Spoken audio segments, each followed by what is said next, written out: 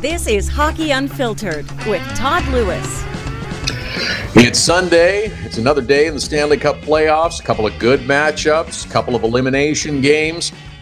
And boy, we got stories from Saturday and looking ahead today, and we got you covered on all angles. Loaded up with guests top to bottom on today's show. It's going to be a busy one, but going to be a fun one as well. We'll get it started with Dave Isaac from the Courier-Post covering the Philadelphia Flyers, Philly, and Pittsburgh, game number 6 of that series. An afternoon start at 3 p.m. Eastern. Dave will have the latest for us. Luke Fox from Sportsnet.ca, writer, editor, has been covering a lot of the Winnipeg Jets and their series that they just completed with the Minnesota Wild. We'll talk to Luke in hour number 1. And also coming up, Stephen Whyno covering the National Hockey League for the Associated Press has been focused in the Washington Capitals, Columbus Blue Jacket series, that and much more from Stephen Whyno. Tampa Bay Lightning insider Erik Erlendsson here with us this afternoon to talk about the Lightning completing of the disposal of the New Jersey Devils and what lies ahead as the Lightning gets set to face either the Bruins or the Maple Leafs in round number 2. Danny Webster, like the Vegas Golden Knights, he's probably been sitting with his feet up for a couple of days since they had a first-round sweep. Well, not exactly, but we'll get the latest on what's going on in Vegas from Danny Webster. And also Kyle Bukauskas from Sportsnet, who has been all over the Maple Leafs and Bruins series with us later on in hour number 2. So there it is, loaded up top to bottom with lots of guests, lots of information on what's going on in the Stanley Cup playoffs. Got you covered here Saturdays and Sundays beginning at 11 Eastern, 8 a.m. Pacific time, at hockeyunfiltered.com, and streaming live on the Hockey Unfiltered app, which is available for download at the App Store, all powered by Primetime Radio. What a good weekend it has been. What a good weekend we continue to look forward to as games continue on the schedule. Pittsburgh and Philadelphia in the afternoon, and then the Nashville Predators and Colorado Avalanche, a 7 p.m. Eastern start. First round of the NHL playoffs moves on. You know, a couple of days ago, just before we were getting into the weekend on Friday, as you looked ahead, you could imagine that by Sunday, we could be almost finished round number 1. Caps and Jackets was the only series that was even in 2, and the only one we were assured that was going to go 6 games. It could have been a really quick wrap-up to the first round. Didn't, of course, play out that way. A number of the elimination games passed without teams being eliminated, but it's nice to see that those teams that were on the brink showed a little mettle, showed a little resolve, a little extra determination, and a little extra push against their opponents to keep going, to win games, to push the series on a little bit further. And now we've got a number that have gone 6 games and a very real possibility that we could have a number of series going 7 games. Weekend started out with a glorious Friday night with a schedule of elimination games. We were waiting to see. Some thought, you know what, 3 games, 3-3-1 series, they're all going to be over. That wasn't necessarily likely. There's usually one for sure that pushes back a little harder than others. And we saw that on a couple of fronts between the Pens and the Flyers, the Preds and the Avalanche. I don't know that both the Flyers and the Avalanche can manage the same kind of drama, the same kind of magic that they managed to churn up on Friday to score victories against their opponents. But it might be kind of cool to see at least one of them do it. If Philly can break that unbelievable string of victories that Pittsburgh has in Philadelphia, wouldn't that set up a fun Game 7? And for the Nashville Predators, if they go to Denver and the Colorado Avalanche, again, through a little magic, a little sorcery, a little theft from the Hamburglar perhaps, maybe it becomes a Game 7 back in Music City. I think it's kind of a natural reaction that fans have prior to Game 6. Once we get it that far, you think, you know what? Might be kind of cool to see this series go the full 7 games. In a number of cases, Colorado and Nashville would be one. To an extent, Philly and Pittsburgh one. You thought one team was significantly favored over the other. You thought, you know what, this is going to be a 5-game series, probably going to end quickly. And, it gets pushed to 6 games. And now you start thinking, you know what, Might be really fun to see some of these series go the full 7 games. I know it kind of stretches out the playoffs, and in some ways we're kind of anxious to get on to the second round to see what the matchups are going to be. There's only one that's known, and it has been for a little while, but we're kind of anxious to see what the second round's going to have for us. But at the same time, Game 7, winner take all, is pretty fun for everyone involved. Saturday was pretty captivating too. We had a couple of elimination games, and the 2 series between the Caps and the 2-2 series rather between the Caps and the Blue Jackets to see which team was going to get an advantage. The primetime matchup on Saturday night, network TV, coast to coast in Canada and the US and across North America, all set up for the Boston Bruins to try to close out that team that they had handled comfortably. No problem with their home games. They stole one in Toronto. Their most important player, Patrice Bergeron, was out of the lineup. I didn't say he's the best player, but he's their most important player. All appeared to be lining up for the Boston Bruins to go back home, win another game against the Toronto Maple Leafs. Yeah, Nazem Kadri's back from his 3-game suspension, and I understand that, but it all seemed to be pointing in that direction. But as we've seen a few times already, the team with no future unless they can find a way to win comes out, carries the play, dominates in the early going. Maple Leafs had 2 goals by Tuukka Rask in pretty short order on Saturday night.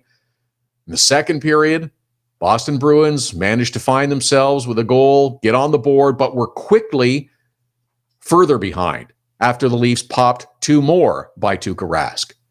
And that, of course, meant the end of Tuukka time. Good move by Bruce Cassidy. It was the right call. He wasn't stopping anything. But then something funny starts to happen in this game. Everyone who knows anything about Toronto's previous matchups with Boston immediately starts thinking back 5 years to the collapse of all collapses. Up 4-1 in the third.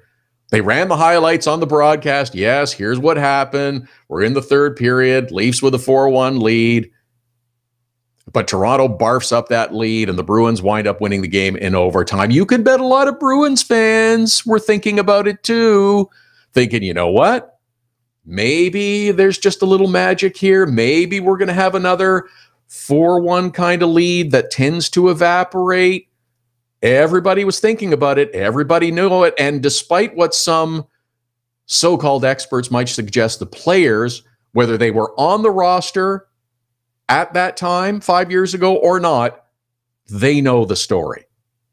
They know the story of that collapse. But like all teams, when you're faced with the prospect of losing, you grasp at any bit of positive thinking that's trying to help you move forward. Not saying that was the motivation for Boston just trying as hard as they did to make something of that game, but it sure didn't hurt them.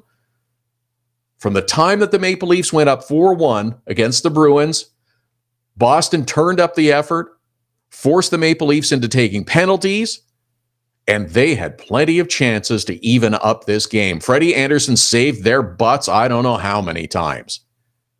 But the Toronto Maple Leafs prevail. The 2 teams will meet on Monday at Air Canada Centre in game number 6. And probably this time tomorrow, there will be some thinking as well, you know what? It would be kind of fun to see this go 7 games. It would be kind of fun to see this go to a 7th deciding game and go back to Boston, just because of all the parallels that will be drawn with that series from 5 years ago. I'm not sure if it's going to happen, but it would be kind of fun to see that, wouldn't it? Just to revisit that bit of the past between these 2 teams. A couple of noteworthy numbers from game number 5 between the Maple Leafs and the Boston Bruins. Toronto had 21 shots on goal, 45 shot attempts. Bruins had 45 shots on goal, an unbelievable 90 attempted shots. Third period, Boston outshoots Toronto 20-5. Following the goaltender switch from Tuukka Rask to Anton Khudobin, he faced only 8 shots by the Toronto Maple Leafs. Yeah, Leafs were hanging on by their fingernails. They got to the end of the 60 minutes. They managed to get the victory. The outcome, though, could have been different. Freddie Andersen made some tremendous saves. A little luck, a little bounce here and there. How many times, if you were watching, did you say, oh, that would have tied it up? Oh, that was so close to tying it up. They had chances, couldn't quite get it to go, and Frederik Andersen was sensational, as he often was for the Toronto Maple Leafs this season. He was the MVP in that game. Tuukka Rask of the Boston Bruins had the best post-game quote. Probably could have stopped more pucks with my eyes closed. Mic drop. Don't need to say any more than that. And I really like that for a whole bunch of reasons. Sure, he's taking responsibility that he didn't have a good game. Good for him. But what a great example of how players can be more personable. Show some personality, reveal a little bit of yourself. It doesn't cost you anything. You're not exposing yourself up emotionally, which we can understand there would be reluctance to, but we're constantly griping about the cliche answers that we get from players and coaches and managers when asked about a game or a situation or a player. That was a great opportunity, and I'm not sure that Tuukka Rask was doing it on purpose. He was just being honest and open and said, yeah, probably could have stopped more pucks with my eyes closed. What a great way to show personality instead of saying something like, we got to take it one day at a time, and we got to take it one game at a time, and we got to get pucks deep. Good for Tuukka Rask for giving us a little something. I stunk. I wasn't good. It's on me. Could have easily said, well, you know, it was a tough night, and we got to be better. Simple little thing goes a long way. Good for him. Because you say one player or something that's slightly provocative, that has an opinion, does not make you one that's making bulletin board material. Give us an honest answer. Just say, you know what, didn't have a good game, it's my fault. This is something that we look for and we plead for on this program. Honest opinion, give us an assessment. If you say one team or one player is better than another, it's not a bad thing. It's your opinion, and we can discuss it. Hockey seems to be afraid of that sometimes. Hey, also, good on all the Maple Leaf fans that showed up to watch the game outside at Maple Leaf Square, outside the Air Canada Centre. Hey, when your team is down 3-1 in a series, it's a little tougher to get motivated to go outside and stand around and watch the game. And I understand the weather has been a little bit better there recently. But you know what? Good for them. Showing support for your team, going up, that's good for you. A couple of firsts from the Washington Capitals, Columbus Blue Jackets series. Columbus scored first. Washington won at home. How did that happen? Really strange, really unusual. The most expected outcome of Saturday's action, Tampa Bay Lightning victorious over the New Jersey Devils. This was an expected outcome. 5 games was about what I figured. But you know what, New Jersey? Congratulate yourself on a tremendous season. You gave a lot of fun and a lot of excitement to a lot of fans who weren't really expecting much from you this year. There was an understanding that this time was changing and there was a transition taking place with the New Jersey Devils roster, and you were building towards something good. You brought an awful lot of excitement to a fan base that's been without it for a while. Tremendous job to head coach John Hines, to general manager Ray Shero, to the players involved. Really good job in bringing a lot of excitement to the New Jersey Devils and their fan base. Enjoy it. Savor it. I know it's a little disappointing to lose in the playoffs. It will pass. Use it as motivation for next year. There's more work to be done. There will be more changes to the roster. There's still improvements that can be made, but you can see where you're going. You understand what the goal is. And there's a path to get there. There is a path to success in New Jersey. Good for you. Good job. We'll look ahead more to today's matchups with the Pittsburgh Penguins and the Philadelphia Flyers. In the next segment, Dave Isaac from the Courier-Post will join us. I don't know what to expect from Philly in this one. We'll ask Dave about that. Luke Fox from Sportsnet.ca coming up later on this hour as well. Also on the program, covering the NHL for the Associated Press, Stephen Whyno, Erik Erlendsson, Tampa Bay Lightning insider with the latest on the Bolts. Danny Webster talking about Vegas, who have been home and waiting for their next series to start, and Kyle Bukauskas as well, who's been covering the Bruins and the Maple Leafs. At Hockey Unfiltered, at Todd Lewis Sports, our Twitter and Instagram handles. Look forward to your thoughts and comments as well. Going to be a busy program. We'll talk Flyers and Penguins next with Dave Isaac. Hockey Unfiltered with Todd Lewis sends you to the biggest events at the best prices. This year, we've partnered with Seat Giant to give you special deals on tickets to NHL games, concerts, or other events. Simply go to SeatGiant.com, find the tickets you want. When you check out, use the promo code TODD for a special discount. That's promo code TODD for a special discount. Start saving with SeatGiant.com on your next purchase. Get your business started getting more leads. 1-844-SEO-LEAD. The number to call if you want more online leads for your business is 1-844-SEO-LEAD. Search engine optimization can be the difference between success and failure. It's no coincidence which businesses are listed first in Google searches. Call 1-844-SEO-LEAD.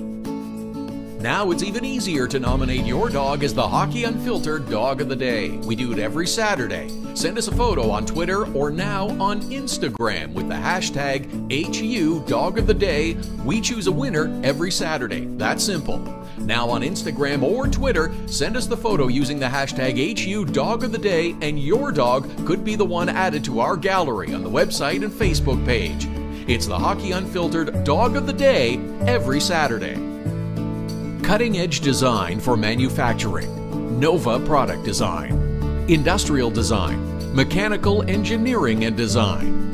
Nova Product Design provides experienced design for parts and assemblies, manufacturing, assembly, and serviceability. From plastic parts to sheet metal forming, mold and tool design, injection molding, and more. Nova Product Design. Visit novaproductdesign.com to learn more. So you had to get groceries, take your daughter to dance class, and a pipe burst in the kitchen. You missed Hockey Unfiltered with Todd Lewis. No problem. All of our shows are available as a podcast right after the show airs, so you can listen when life gets in the way of hearing us live. Subscribe through iTunes and get alerts as soon as the podcast is available, or go to our website, hockeyunfiltered.com, and listen. Plus, check out the other cool stuff. The Hockey Unfiltered with Todd Lewis podcast. Subscribe now through iTunes.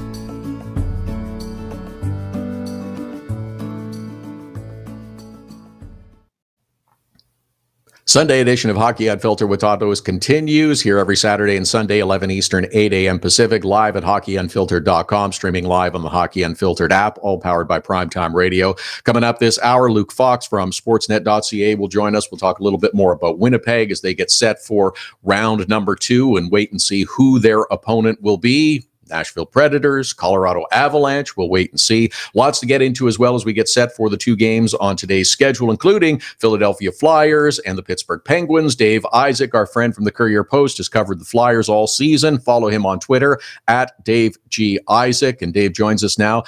Dave, I don't know if you've got any ideas or suggestions, but how do the Philadelphia Flyers get over the home ice disadvantage that they have against the Pittsburgh Penguins? Yeah, Todd, first of all, I think they just have to show up, because I think games 3 and 4 that were in Philadelphia, and those were their worst performances of the year going back to the 82 regular season games. So they just have to have a higher compete level for one. But you saw the heroics at the end of game 5 there in Pittsburgh with Sean Couturier. If their number 1 center, who was their number 3 center that game, just because of the injury and not being able to be quite 100%, if he can maybe take on a little bit more, that would certainly help them as well. Yeah, I thought that was an unbelievable performance by Couturier. I thought, actually, I'm going to go back a little bit before I want to ask you about Sean Couturier. I thought Dave Haxtell was a genius for the lineup changes that he made, bringing in Couturier, but not putting him on the first line where he'd be overtaxed. And I don't know what his thinking was to start Michael Neuwirth, but absolutely that was the right call, because without his stellar play, there's no way the Flyers win. I think his goaltending choices have been interesting in this series, because he starts out with Brian Elliott, who played games 81 and 82 of the regular season, and that was it. He had surgery to repair a core muscle on February 13th. So he got 2 warm-ups, and they were against the Carolina Hurricanes, who knew they weren't in the playoffs, and the New York Rangers, which were really the Hartford Wolfpack, because they had half of an AHL team in the last game of the regular season, and that was it. And then here you go, here's the 2-time defending champs. So I think Brian Elliott was, put in a bad position there, And B, if you saw him in those 2 regular season games, he clearly wasn't ready for playoff hockey, and that showed in Game 1 when it was 7-0. Game 2, he looked a lot different. It was still, not the right or the Flyers did win that game, excuse me, but he still let up, the 1 goal, but looked remarkably better. And that means they go to him again in Game 3, but he still didn't look like he did in the regular season when he was carrying the Flyers. So I think there was a little bit of loyalty there, maybe blind loyalty to Brian Elliott. Michael Neuwirth is another guy who's been injured left, right, and center all season long, all career long, really, for him, and had come off an injury. And the last game was his first full game in more than 2 months. So I think from a talent level, Neuwirth was kind of the clear choice. From a health level, maybe he was the choice, but no real decision really jumped out and said, this is clearly what Dave Haxtell should do, no doubt about it. So I think there was a little bit of playing with fire there. But as you said, he pressed the right button the last game in starting Michael Neuwirth and provided just enough goaltending really to keep them in the series and keep them alive. And I would assume that he would go again today. Let's just proceed that's a given. I can't imagine a scenario that would change that, barring an injury to Michael Neuwirth, I guess. But the other thing, as you mentioned, if Sean Couturier has been able to get through the last day and a half and feeling okay, and if he can be even a little bit more like himself, that's going to give the Philadelphia Flyers something to at least start to build on as they show up today to face the Pittsburgh Penguins. You can't even worry about the streak. You just got to go out and play. You can't think about it. Right. Yeah. Especially when there's the potential of there not being a tomorrow for your team. You really just throw everything in the kitchen sink at the Pittsburgh Penguins. And you mentioned that Couturier going there in the third line, he's not taxed as much. That's a good point, but I also thought that it was interesting he didn't get any power. And the Flyers only had 1 power play, but he wasn't on the first or the second unit in Game 5. So that was a little bit of a surprise. They were clearly trying to hold him back in certain areas, and the Flyers are so shallow on the penalty kill that they had to use him. He was still their top option on the PK, and he did get a lot of work there. I think the Flyers were shorthanded for 10 minutes, and he played 6 of them or something like that at shorthanded. So certainly he'll be back in that role, and if he can take a little bit of a step forward there in terms of his ice time, the Flyers are probably going to need that because I think this Penguins team, if you watch every game of this series, they look like a team that can flip that proverbial switch that everybody talks about and players think is a cliche. Well, the Penguins seem to be, proving that to be wrong. I mean, the way that they finished the regular season last year and then just turned it on in the playoffs, a lot of what I was hearing from their media was, well, these guys weren't blocking shots at all during the regular season. Now everybody's diving in front of Matt Murray trying to stop pucks for him. This is a Penguins team that knows what to do this time of year. So the Flyers will absolutely need everything in order to beat them and force a Game 7. Yeah, and it seems like if you look at the series as a whole, when they've defeated the Flyers handily in game number 1 and game number 4, they've started the following game in rather sluggish, almost disinterested kind of fashion, but have then turned it on. There's the flipping of the switch. It's almost like the team itself has a personality, and when things don't go their way after the slow start, they get ticked off and then begin to generate a little more vigor in their game. Yeah, I agree 100%.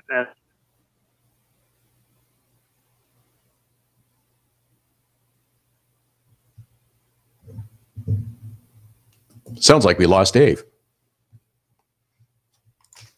Oh, that's a shame. It sounds like we've lost Dave Isaac covering the Philadelphia Flyers after just such a good start. But Dave brings up a great point that the Philadelphia Flyers have to show up. The Pittsburgh Penguins have rolled over them and steamrolled over them in games in Philadelphia, and it's been tough and it's been difficult and it's been frustrating for the Flyers and for their fans to not have the same game that we've seen on the road and away from Philadelphia.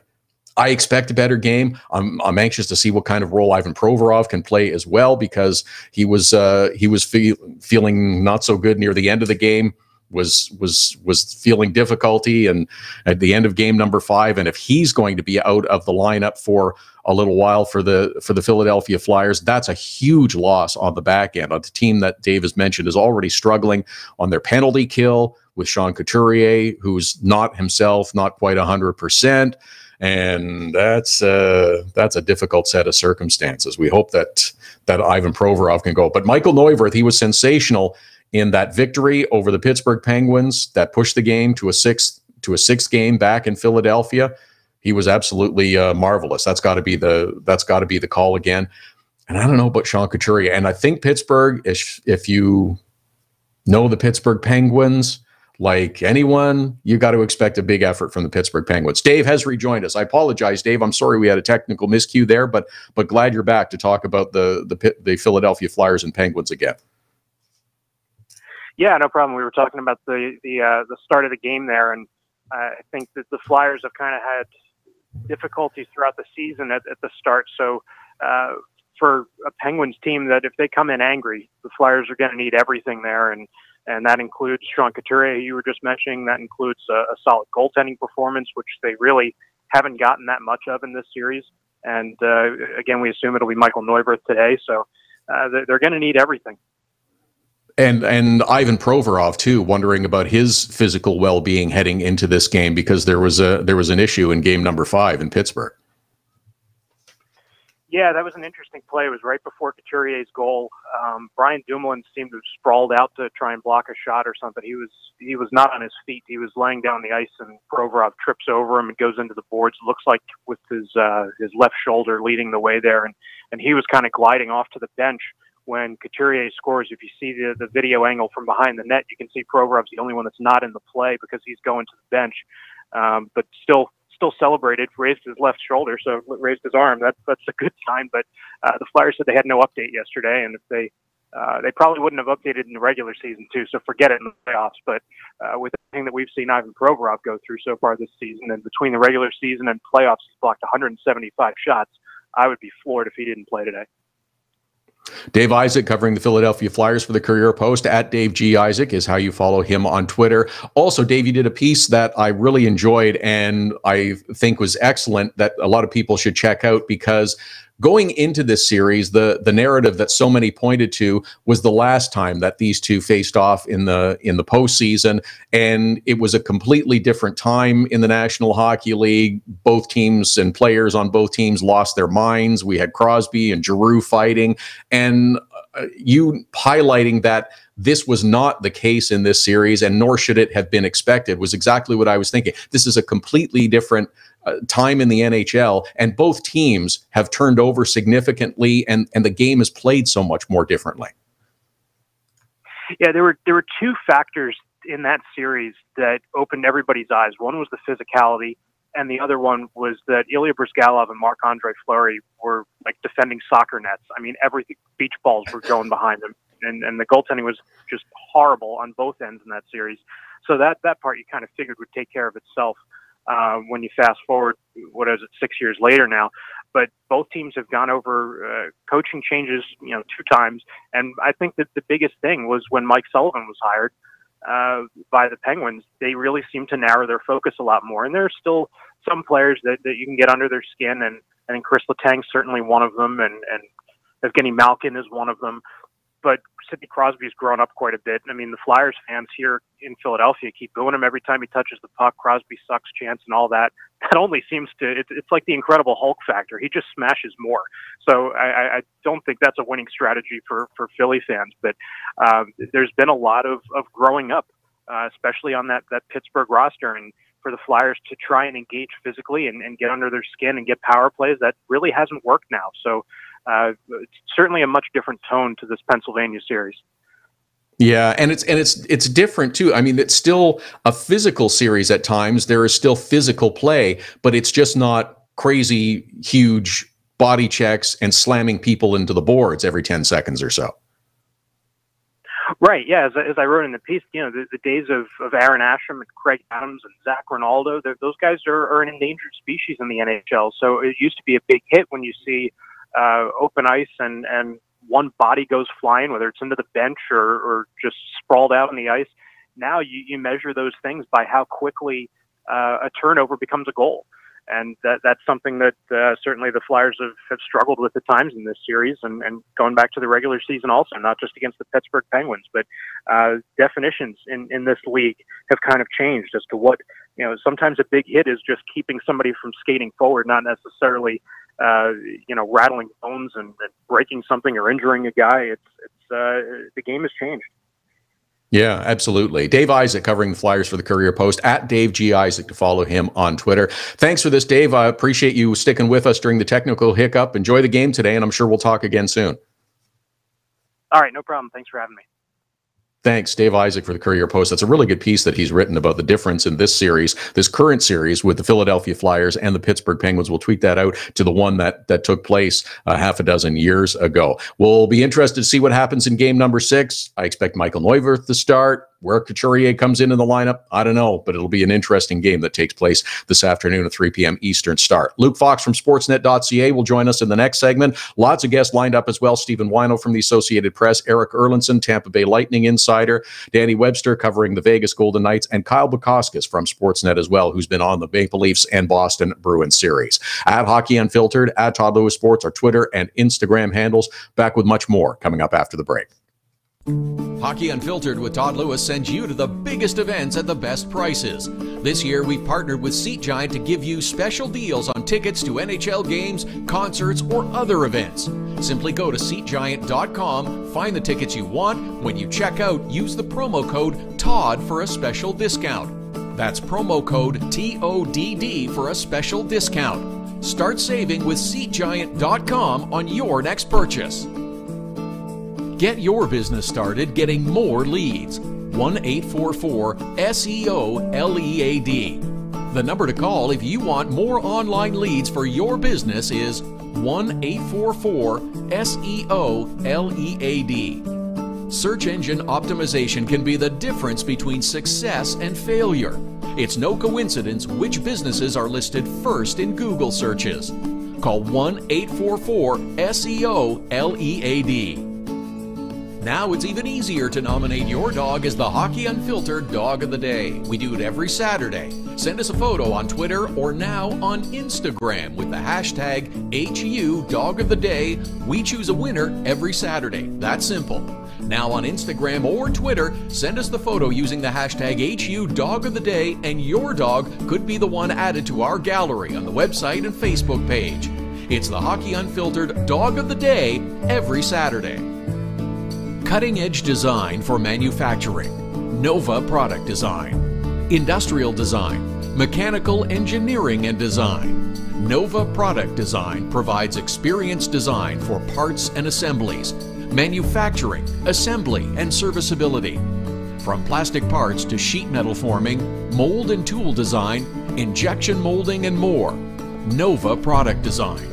Visit novaproductdesign.com to learn more. So you had to get groceries, take your daughter to dance class, and a pipe burst in the kitchen. You missed Hockey Unfiltered with Todd Lewis. No problem. All of our shows are available as a podcast right after the show airs, so you can listen when life gets in the way of hearing us live. Subscribe through iTunes and get alerts as soon as the podcast is available, or go to our website, hockeyunfiltered.com, and listen. Plus, check out the other cool stuff, the Hockey Unfiltered with Todd Lewis podcast. Subscribe now through iTunes.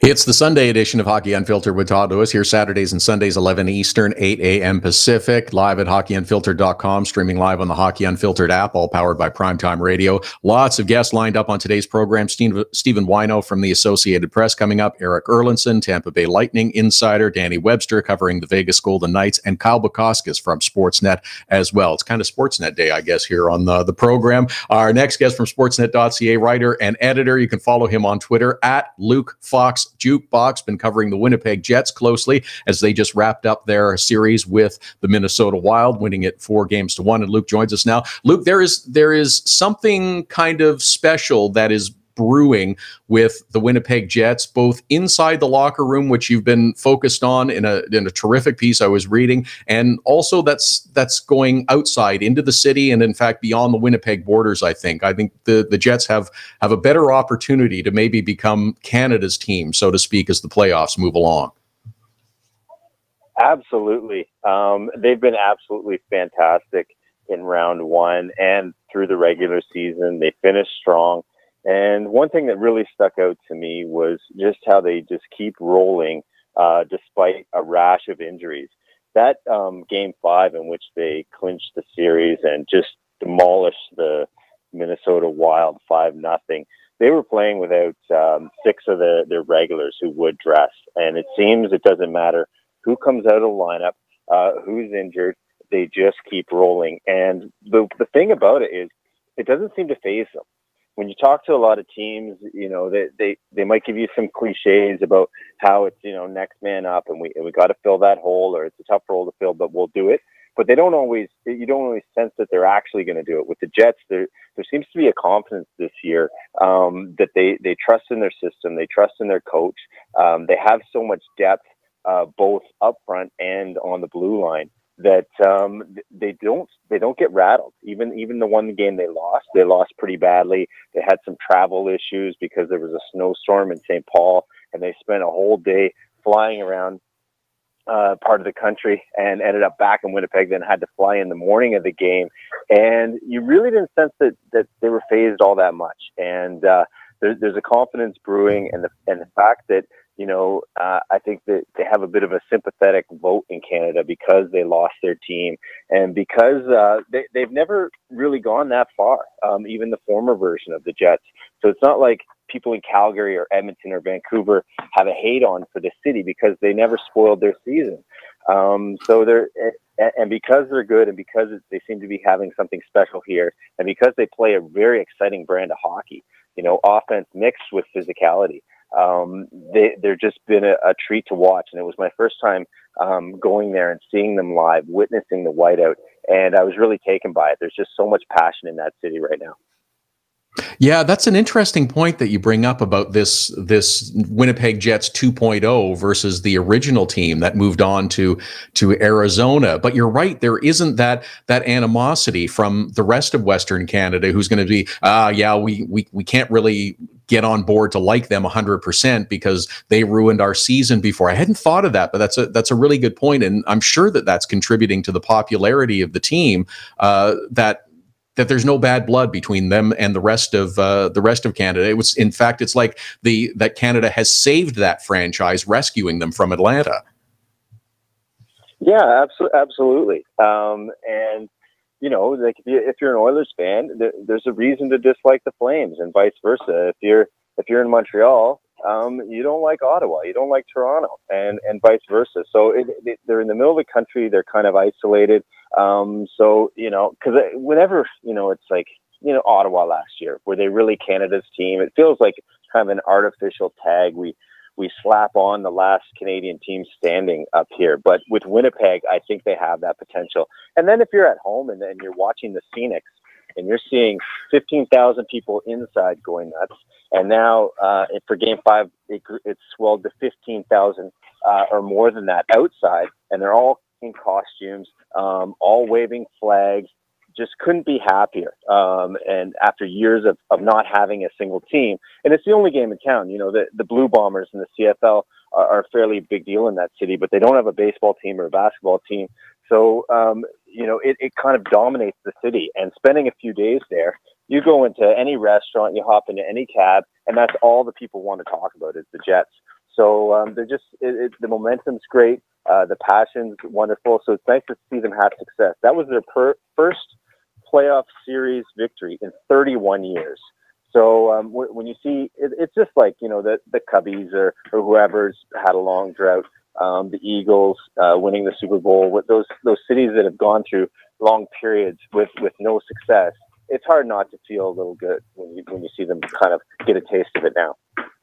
That's funny. I was just going to mention, are they the Chicago Cubs of the NHL? Luke Fox is with us from Sportsnet.ca talking getting set to face off against the Nashville Predators or the Colorado Avalanche in the second round, moving on to the second round for the first time as this franchise. At Luke Fox Jukebox is how you follow Luke on Twitter, by the way. And you mentioned that it's all that anyone wants to talk about. And I was going to say that it sounds like there is an appreciation for this team, unlike there is in other cities, not just partly, I guess, because of it's the only game in town, but it seems like the way hockey is part of the fabric of Canada, Winnipeg is even more part of the Jets are even more part of the fabric of Winnipeg. Yeah, they are, and they play right downtown, which I think helps.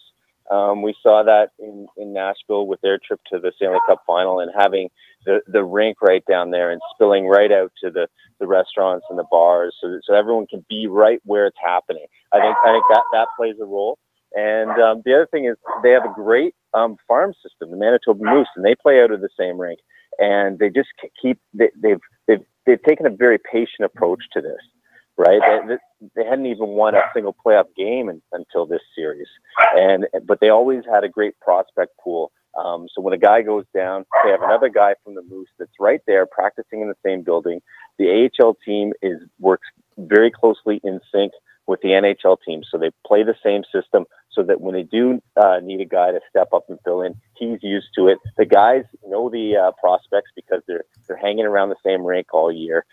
It's just a very tight-knit community and very tight-knit hockey community.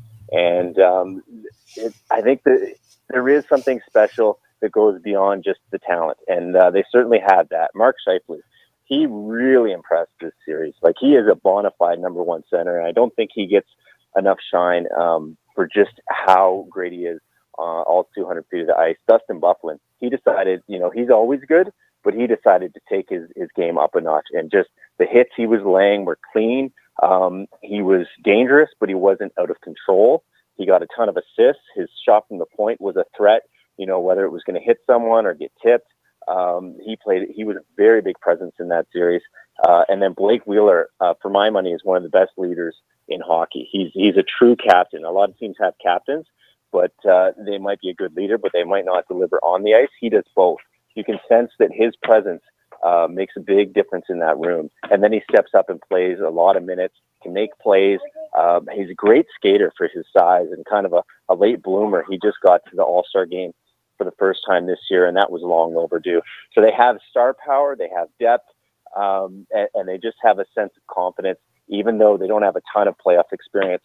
And now, in saying that, if they run it in Nashville, it's kind of a toss-up because those are two NHL beasts, and it might be almost a de facto Stanley Cup final in the second round, just the way the playoff format goes.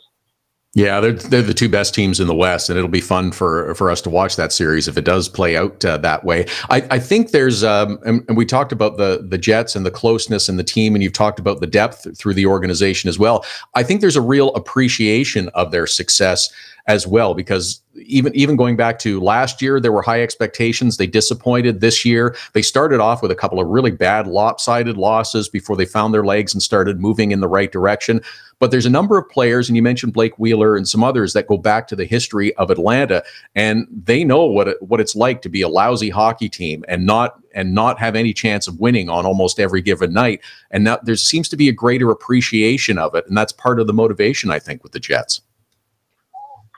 Yeah, you know what? So after they clinched, I had a great chat with Brian Little. He's the Jet that's been there the longest. He was drafted by the Atlanta Thrashers, and that was 12 years ago. He's played over 760-some games with the same franchise and had never won a playoff series. And, it was only round one, but he allowed himself to get a little bit thoughtful and a little bit emotional and just kind of talk about there were times, that he kind of wondered. 10 years go by, and you're always thinking, there's always next year. There's always next year. But then after a decade into your career, you're kind of like, I've never won a playoff series, and I've been with the same team, and I keep re-signing with them. But he saw that spark, the last couple of years. He saw, guys like Scheifele and Nikolai Ehlers, and then, of course, Patrick Laine, who has a shot that isn't of this world. And he's like, I got to re-sign.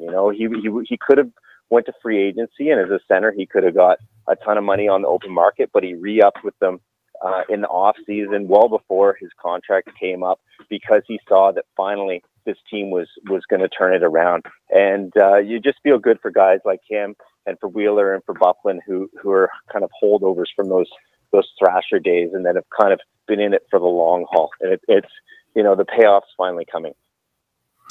The other thing that I really like, I don't know if you know how it started, but the fighter jet helmet that the players wear as the MVP and for interviews and stuff, I think that is awesome. It is awesome, and I'm not quite sure how it started. I mean, a lot of teams have that tradition, and just the fighter jet aligns with their logo and their team name. But it is awesome, and it was pretty cool. Game one. Joe Morrow, of all people, one of my colleagues said, Joe Morrow, you can only hope to contain a guy like Joe Morrow. He ends up with the game winner. It bounced around, trade deadline acquisition, couldn't find a home in Montreal or Boston. And, Wheeler, the captain, gives a quick little speech and awards him the helmet. And he'd never got it all year, and it meant a lot to him. And it's just kind of like one of those individual things that, within the team that, it helps create a bond, right? Having those small little traditions. And then Tyler Myers got the next game, and it was interesting to walk into the room because he got hurt. So there's the fighter jet helmet sitting on top of an empty stall, because the player of the game after a victory awards it to the next one. And it was just kind of almost sad, here's the player of the game and he got hurt. So you just see the helmet there though in his stall alone. But it's a great little tradition, and just one of those little things that helps bond teams. And it also kind of looks hilarious to see a grown man wearing a silly fighter jet helmet, like out of Top Gun or something like that. Yeah, it's pretty cool. Luke Fox from Sportsnet.ca, at Luke Fox Jukebox is how you follow him on Twitter. Is your dog okay? Everything settled down there? Heard him in the background. Is that everything okay? What's your dog's name, by the way? Okay, everything's okay. It's a Sunday afternoon, and I've been on the road, so trying to spend some time with the dog and the sun here. Oh, that's okay. We're a very dog friendly show, so feel free to nominate your dog as our dog of the day next Saturday. Something that we do every Saturday. We look forward to it. Thanks for this, Luke. It was terrific. Okay, say hi to Kyle and Whyno for me. Thanks for having me on. Yeah, done deal. Luke Fox from Sportsnet.ca. It's a terrific piece that he's written about the Winnipeg Jets too. We'll tweet out the link to it. It's really kind of provides a little bit of insight. There's something going on with that Winnipeg Jets team and the momentum that they're building going forward. At Hockey Unfiltered, at Todd Lewis Sports Twitter and Instagram handles. Don't forget, again, next Saturday, HU Dog of the Day. We do it every Saturday. We ask you to nominate your dog as the Hockey Unfiltered Dog of the Day every Saturday. Just send us a photo with your dog.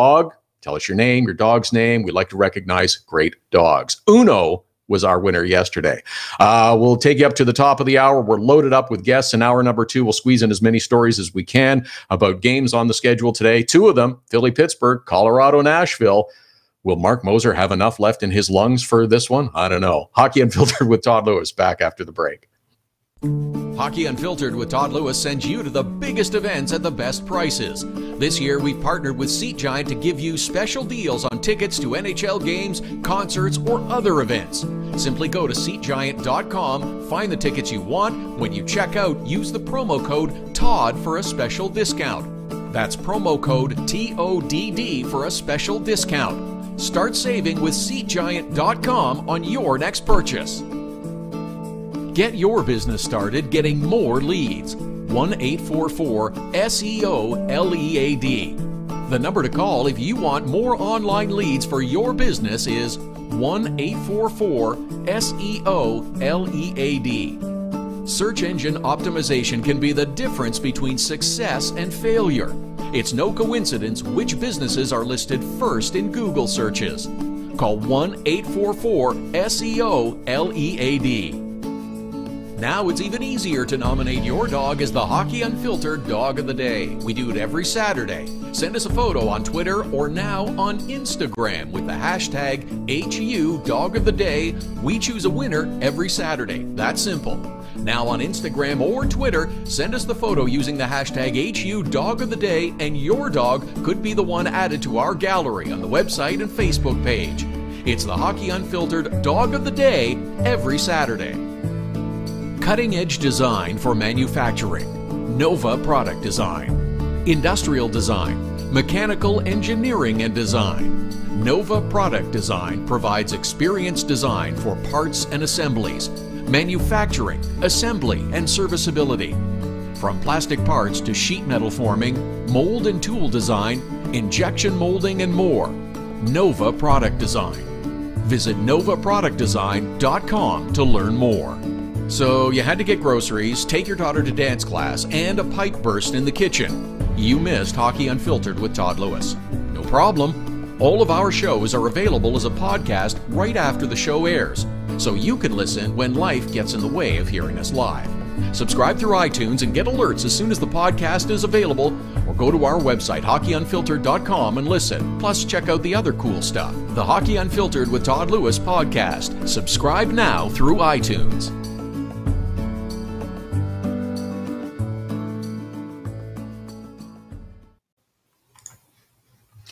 Welcome back. It's the Sunday edition of Hockey Unfiltered with Todd Lewis, here every Saturday and Sunday, 11 Eastern, 8 a.m. Pacific. We're live at hockeyunfiltered.com, streaming live on the Hockey Unfiltered app. Don't forget, you can subscribe to our podcasts as well through iTunes, through iHeartRadio. They are also available through our website and on the Hockey Unfiltered app.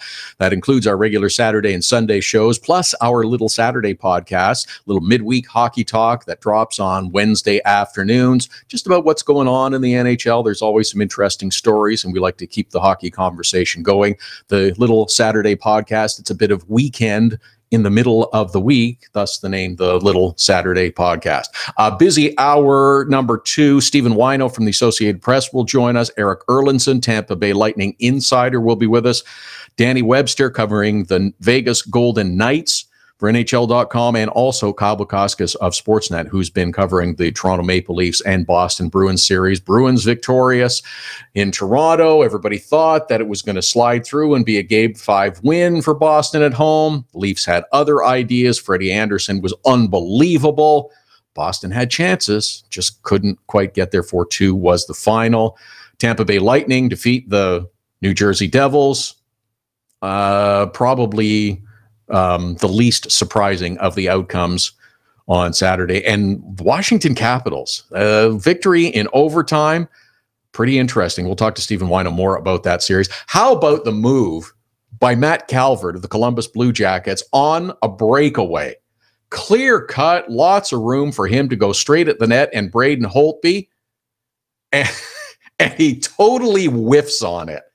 I mean, he couldn't have gotten less of the puck if he was using his stick upside down. Completely misses on it, but then has the presence of mind to regroup, gather the puck back up, do a spinorama move, and put the puck in the net behind Braden Holtby as he and a Caps defender go crashing into him. It was something to watch. Did anyone else think of this? That in a shootout, this is an illegal move. Remember, there were players like Marty St. Louis and a few others who used to do this in the shootout. They would skate in on the goaltender. They would kind of stop and then spin around right when they got to the front of the crease. They outlawed that move in the shootout. But it's okay when you're moving through in real time, I guess. It just struck me as an interesting thing. Just kind of struck me as a real interesting move. Great for Matt Calvert to do it, have the presence of mind to regroup, collect himself. I suspect part of the motivation was out of embarrassment. It's like, oh my gosh, I am going to take some, well, he's still going to take some serious heat for it. But you know what? His comeback now is, hey, I scored. But can you imagine the heat that he is going to take at practice? Hey, Calvert, show us that shootout move again. Show us that breakaway move. Show us that big that big deke that you got. 2 more games on the Sunday schedule. I'm anxious to see what happens. I really have little to no idea of what to expect from the Philadelphia Flyers in their contest against the Pittsburgh Penguins. Pittsburgh has been on a roll in Philly. The Flyers have not been able to find a way to beat them on home ice. Is it going to be different? maybe, but there's a bit of that mental hurdle that they're going to have to overcome. Michael Neuwirth has got to be the starter after the sensational Game 5 that he had. Valtteri Filppula was sensational on the line between Giroux and Voracek. He scored a short-handed goal, too. That's amazing. Now, though, Philly has to find a way to win at home, which sounds so strange just to say. I think Pittsburgh absolutely shows up in this one. In fact, I think they come out onto the ice at the start of period number 1 against the Flyers and play like they're a bear with a bird ass. I think they will really be taking it to Philly. And it's often the visiting team has to survive the first few minutes. I think Philly's going to have to get through the first few minutes of this one. And then the evening game, 7 Eastern, earlier Mountain Time, 5 o'clock, I believe. It will be fun again to see the Colorado Avalanche in an absolutely jacked up Pepsi Center hosting the Nashville Predators. The Hamburglar, can he steal another one? Is there a little magic left? 44 saves to snag Game 5 against the Nashville Predators a couple of nights ago. The Colorado Avalanche, after a puck goes in off the skate of Nick Bonino, they come back and score 2 goals in the final 4.5 minutes and steal the win. Gabe Landeskog, tying goal. Sven Andrighetto makes the right play on a 2-on-1. He goes to the net, leaves himself enough space to pick up the rebound that JT Compher fires off the pad of Pekka Rinne. It was something. Much like Pittsburgh in the afternoon game, expect Nashville to come out. They do not want to go to Game 7. Colorado has played them really tough at home. They have played them really tough at home. In fact, Colorado could have won game number 2, a bounce one way or the other. They could have won game number 2, and they were sure in game number 5. Scoreless game until late stages of the third period. The Hamburglar playing out of his mind. It was sensational. And as I mentioned just before the break, I really hope Mark Moser has enough left in his voice. He's had a day and a half to recover, so I'm sure he should be fine. But he does the play-by-play on the Altitude Network that carries the play-by-play for the Colorado Avalanche. And if I tweeted out the story about it yesterday on our account at Hockey Unfiltered. It's up on our Facebook page as well, just to listen to the call of Mark Moser calling the goal, and then the end of the game as the Avalanche are hanging on, as the Nashville Predators are bringing the house toward them, trying desperately to tie. Guts all over the ice is the phrase that sticks out for me. That was classic. It was classic. Hour number 1 just about coming to a completion. Hour number 2 straight ahead. Stephen Whyno will join us from the Associated Press. He'll have more on the Washington Capitals Columbus Blue Jacket series. Erik Erlendsson more on the Lightning. Danny Webster talking Vegas Golden Knights, and Kyle Bukauskas with the latest on the Leafs and the Boston Bruins. Hockey Unfiltered with Todd Lewis. Hour number 2 straight ahead. Hockey Unfiltered with Todd Lewis sends you to the biggest events at the best prices. This year, we've partnered with Seat Giant to give you special deals on tickets to NHL games, concerts, or other events. Simply go to SeatGiant.com, find the tickets you want. When you check out, use the promo code TODD for a special discount. That's promo code TODD for a special discount. Start saving with SeatGiant.com on your next purchase. Get your business started getting more leads. 1-844-SEO-LEAD. The number to call if you want more online leads for your business is 1-844-SEO-LEAD. Search engine optimization can be the difference between success and failure. It's no coincidence which businesses are listed first in Google searches. Call 1-844-SEO-LEAD. Now it's even easier to nominate your dog as the Hockey Unfiltered Dog of the Day. We do it every Saturday. Send us a photo on Twitter or now on Instagram with the hashtag HU Dog of the Day. We choose a winner every Saturday. That's simple. Now on Instagram or Twitter, send us the photo using the hashtag HU Dog of the Day, and your dog could be the one added to our gallery on the website and Facebook page. It's the Hockey Unfiltered Dog of the Day every Saturday. Cutting-edge design for manufacturing. Nova Product Design. Industrial Design, Mechanical Engineering and Design. Nova Product Design provides experienced design for parts and assemblies, manufacturing, assembly, and serviceability. From plastic parts to sheet metal forming, mold and tool design, injection molding, and more. Nova Product Design. Visit novaproductdesign.com to learn more. So you had to get groceries, take your daughter to dance class, and a pipe burst in the kitchen. You missed Hockey Unfiltered with Todd Lewis. No problem. All of our shows are available as a podcast right after the show airs, so you can listen when life gets in the way of hearing us live.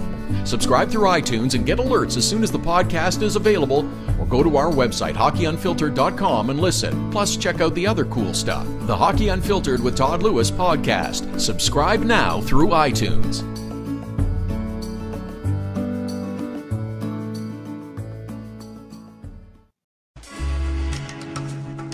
This is Hockey Unfiltered with Todd Lewis. It's the Sunday edition. 2 games on the Stanley Cup playoff schedule, with the Philadelphia Flyers hosting the Pittsburgh Penguins, the Nashville Predators in Colorado to take on the Avalanche a little bit later on this evening. Got you covered for all of it. A loaded hour number 2 with guests later on in the hour. Kyle Bukauskas from Sportsnet will join us. We'll get the morning after discussion about what happened with the Toronto Maple Leafs and the Boston Bruins on Saturday. That was quite a victory by the Toronto Maple Leafs. Danny Webster covers the Vegas Golden Knights for NHL.com. He will be with us to talk about what the Knights have been doing on vacation for a couple of days after sweeping their first-round series, and still got a few more days to wait before they'll face off against the San Jose Sharks in round number 2. Erik Erlendsson, Tampa Bay Lightning insider, with a discussion on the first-round victory of the Tampa Bay Lightning over the New Jersey Devils. 4-1 the series final, 3-1 the victory on Saturday afternoon. The Lightning will move on and wait and see who they will face in round number 2, either the Boston Bruins or the Toronto Maple Leafs. As mentioned, it was the Leafs that were victorious on Saturday night. Quite an effort. Chased Tuukka Rask out of the net. No more Tuukka time. 4 goals in. Only 8 more shots by the Maple Leafs after that. Boston gave everything they had, trying to come back. Got kind of close, couldn't quite tie it up, pushed the series to a 6-game Monday night taking place in Toronto. As mentioned, the Tampa Bay Lightning were victorious, and the Washington Capitals and the Columbus Blue Jackets on Saturday afternoon in Washington. What an interesting game. We saw a number of firsts in this game. The Columbus Blue Jackets scored first, which I think kind of took a few people by surprise. But then after some back and forth in this contest between the Blue Jackets and the Washington Capitals, it was the Capitals that came out on top and wound up scoring a goal in overtime to come away with the victory.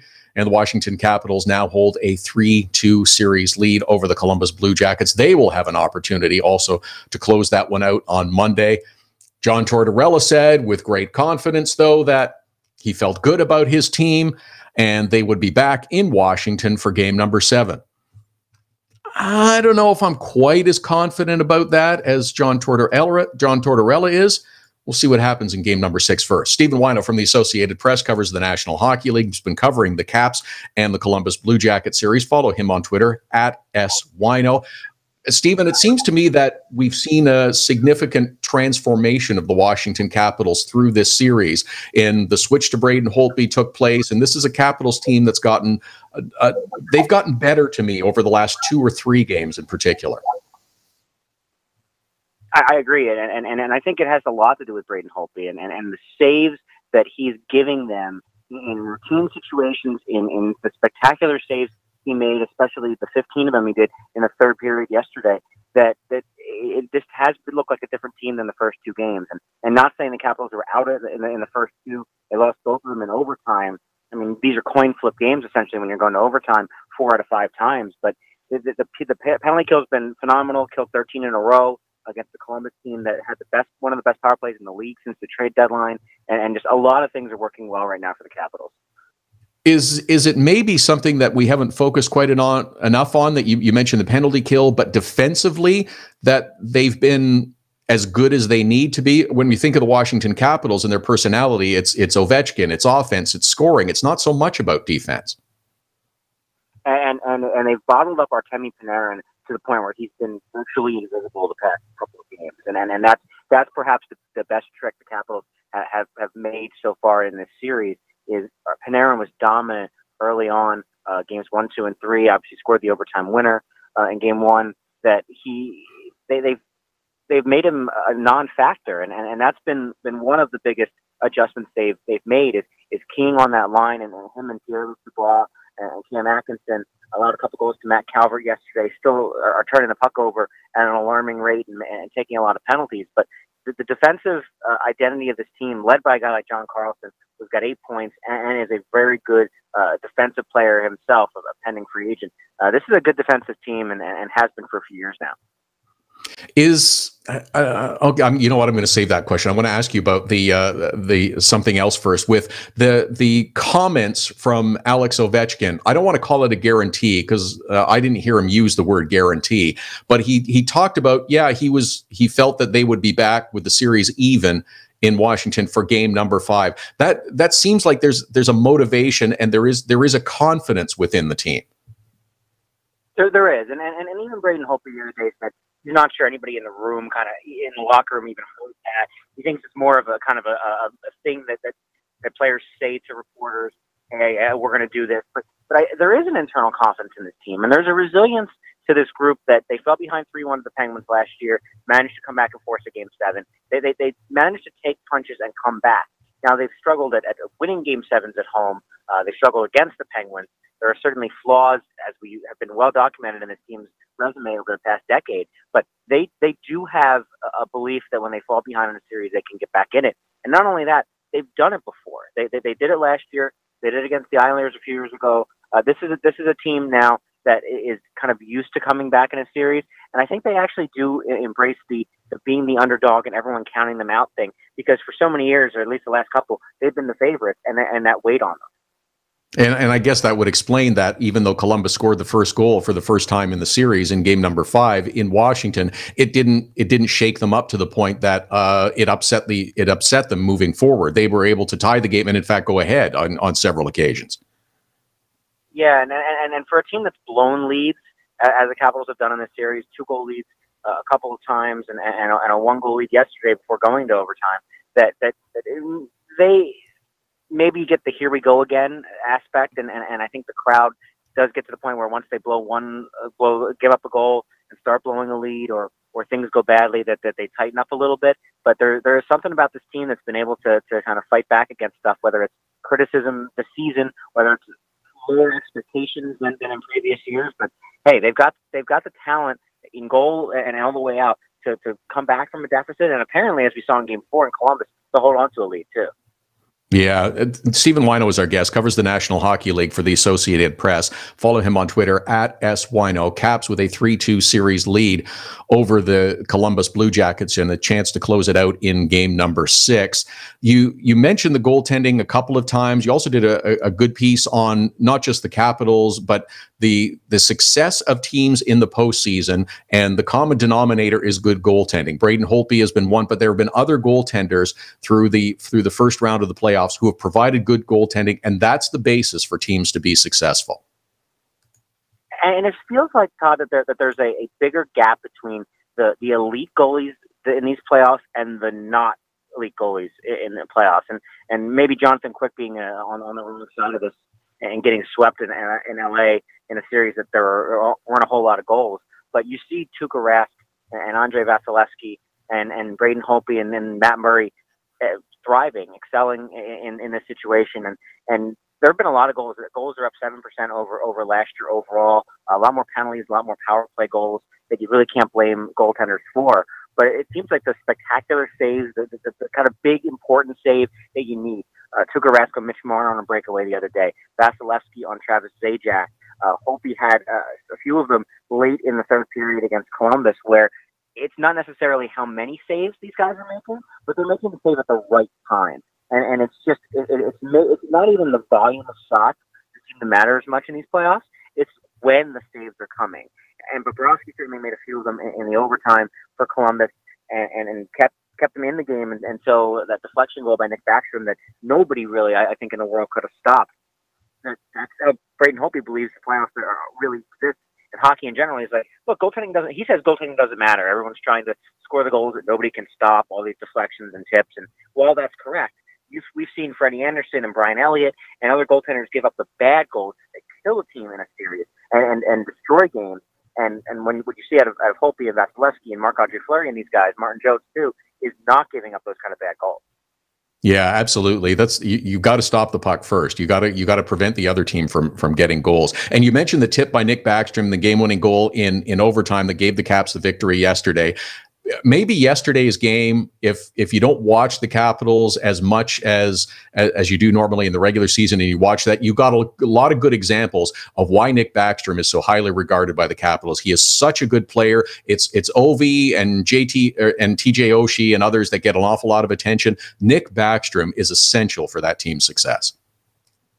He is, and one of the more amazing stats in the kind of Capitals history of the last decade is Alex Ovechkin has not scored an overtime winner in the playoffs. Nick Backstrom has 4 of them, and he's done this in important series. He did it against Boston in 2012.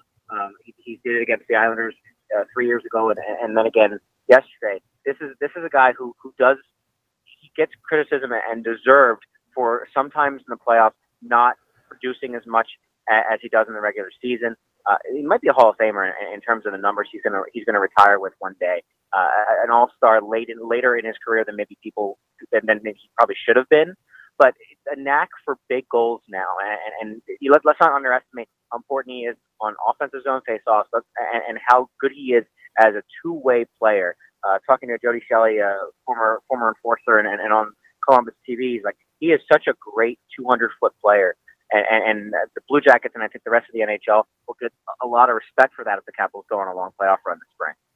Yeah, is he kind of the Eastern Conference version of Anze Kopitar, who doesn't get enough attention but he's such a good player?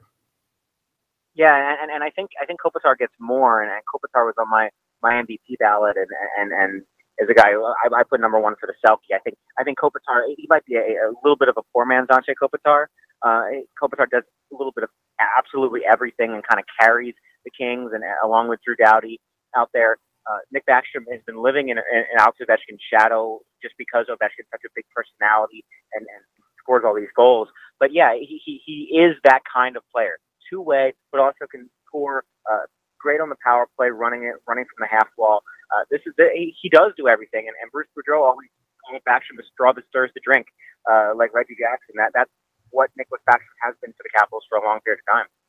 Yeah, he's been really good. And is there something that the Blue Jackets need to do, just before I let you go, is there something Columbus needs to do if they are going to be victorious on home ice? Is it just find a way to beat Braden Holtby? Score on the power play, man. That's been a problem, man. In a row now where they haven't scored. And Barry Trotz noted that the Blue Jackets did a little bit of different things on the power play yesterday, still weren't able to score, generate a little bit of momentum with some offensive zone time. But they need to find a way to crack on the power play, because a lot of these games have been a lot of penalties, a lot of special teams play, and really it was a bugaboo for them early in the season. They got Thomas Vanek, they got Ian Cole at the deadline, Mark Letestu, to kind of shore up penalty kill power play, and the power play has been awful. It's been terrible, and some of that credit goes to Braden Holtby and John Carlson, Jay Beagle, and the Capitals penalty kill. But this is on John Tortorella and the Blue Jackets now to fix the power play, because I don't think there are going to be a whole lot of goals tomorrow night. I think this is going to be a Sergei Bobrovsky, Braden Holtby fest, and it's going to be the matter of who scores that maybe that one power play goal to win the game. And when Columbus is facing elimination now, they're going to need to be able to score that goal in a big moment. Yeah, going to be interesting to watch. Stephen Whyno from the Associated Press, at @SWhyno, to follow him on Twitter, covering the Capitals and the Columbus Blue Jackets. You win the award for the stat of the day with that Ovi Backstrom thing, by the way. Thanks for this, Stephen. We'll talk again soon.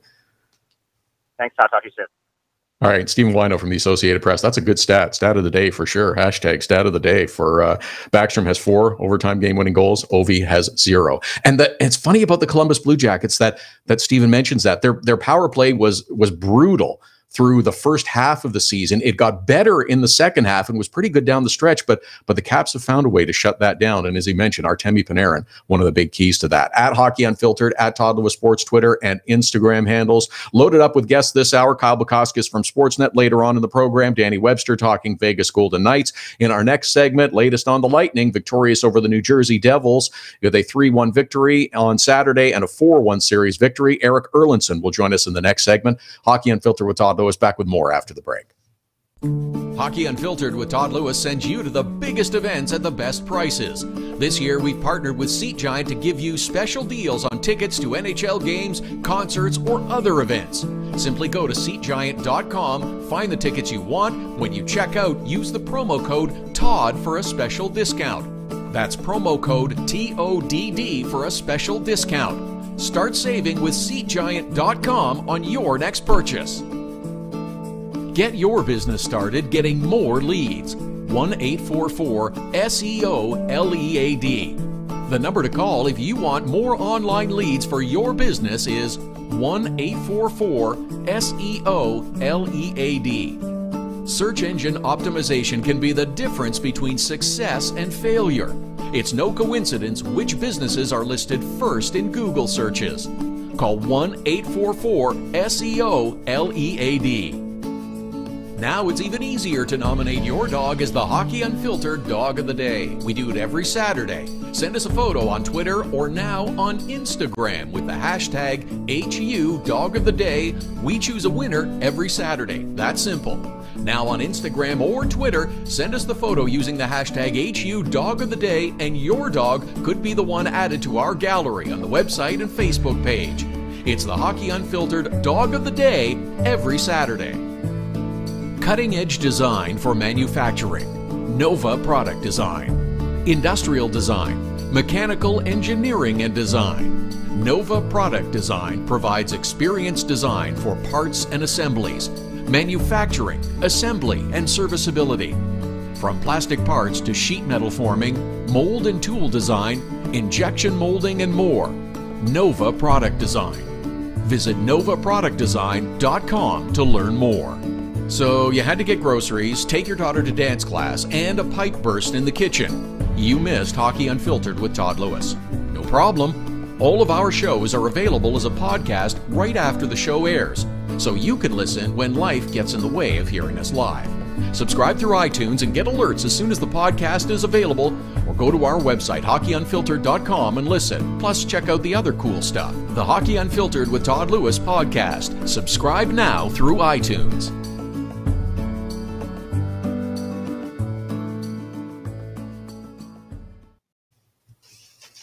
Sunday edition, Hockey Unfiltered with Todd Lewis continues up through to the top of the hour, getting set for a couple of games on the Sunday schedule. Pittsburgh Penguins in Philadelphia to take on the Flyers.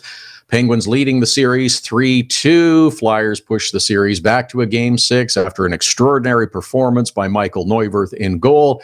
And Sean Couturier, after missing game number 4, gets back on the ice, scores the game-winning goal with only a minute and a half or so remaining. Colorado Avalanche this evening will host the Nashville Predators in Game 6 of that Western Conference first-round matchup. Predators with a 3-2 lead in that series. Colorado Avalanche with plenty of late game drama as well. Score the tying goal with about 4.5 minutes remaining. Score what proves to be the game-winning goal with about a minute and a half remaining. Radio play-by-play voice Mark Moser goes crazy, guts all over the ice. It was fantastic to listen to. He tweeted out the story to that.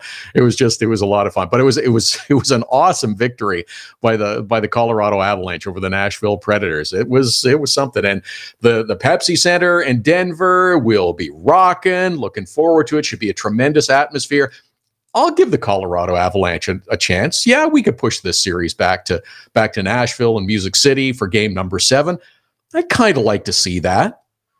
I'd kind of like to see that on Tuesday night, because I'm not so sure that Philly's going to be capable of coming up with a victory against Pittsburgh. Might be fun to have a single game on Tuesday night. That would be good.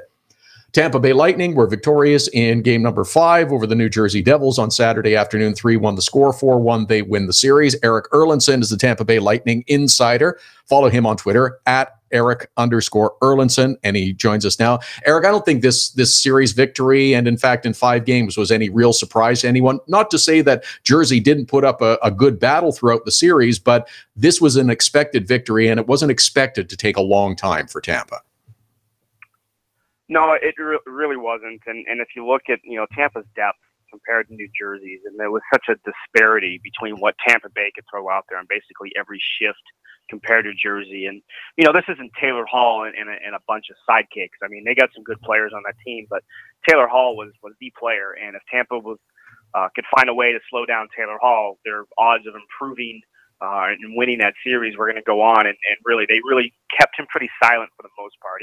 He was dynamic in a couple of games in the series, but if the matchup that Jersey wanted in Jersey was Taylor Hall against Steven Stamkos' line, and the Stamkos line was responsible for all 3 goals in Game 4, and if that's going to happen, New Jersey wasn't going to have a chance. So, not unexpected. Tampa's they're the number 1 seed in the East for a reason. Jersey was number 8 seed for a reason, and Tampa just used its depth and played a defensive mind style and took advantage of their opportunities and closed it out in 5. And we saw to me that Tampa got a little bit better as the series moved along, which is what you hope for as a team, as you hope for through the Stanley Cup playoffs. And in fact, Game 5, I thought, was probably their best game in terms of consistent high level of play. There were spurts of it earlier on in the series, but there was more of it in game number 5. Yeah, it's getting more and more comfortable with what the coaching staff is expecting out of them, on how to defend and how to make the simple plays and the simple reads in the defensive zone especially. That's where, if you're going to attack Tampa, like most teams, that's where you're going to have to do it, is in the defensive zone and make their top offensive players play back there. And Jersey didn't do it enough, and Tampa just kind of steadily took control of the series as they went along and got more and more comfortable with the way they wanted to play. And, they allowed 2 goals in the final 2 games. One was a 5-on-3 goal, and the other one was a 6-on-5 with the goal he pulled late in the 3rd period yesterday. So Tampa just looked comfortable. Like, you didn't feel at any point really in Game 5, even though it was 1-0 for most of it, that other than maybe a power play coming back to bite them, you didn't feel Tampa was in danger of that game at all, even if it finished 1-0. No, in fact, I'd go the other way and say I just thought New Jersey was hanging on for their life by their fingernails, especially in the second period when they were taking penalty after penalty, and it was the Lightning just coming after them in waves again. And again, that's the objective, is to put the opponent on the defensive and then be able to capitalize on the opportunity. Still, it was a 1-0 game, and a bad bounce could have worked against them. But you're right, you never really felt as if they were threatened. So the Lightning also now get what everybody's hoping for, is that their next round opponent is going to play a 6th game, and I suspect they're hoping for a Game 7 that goes to triple overtime between Boston and Toronto. Yeah, there'll be big Toronto Maple Leaf fans tomorrow. Extend that series out to 7, as John Cooper said after the game yesterday. Let those 2 teams beat up on each other for a few more days.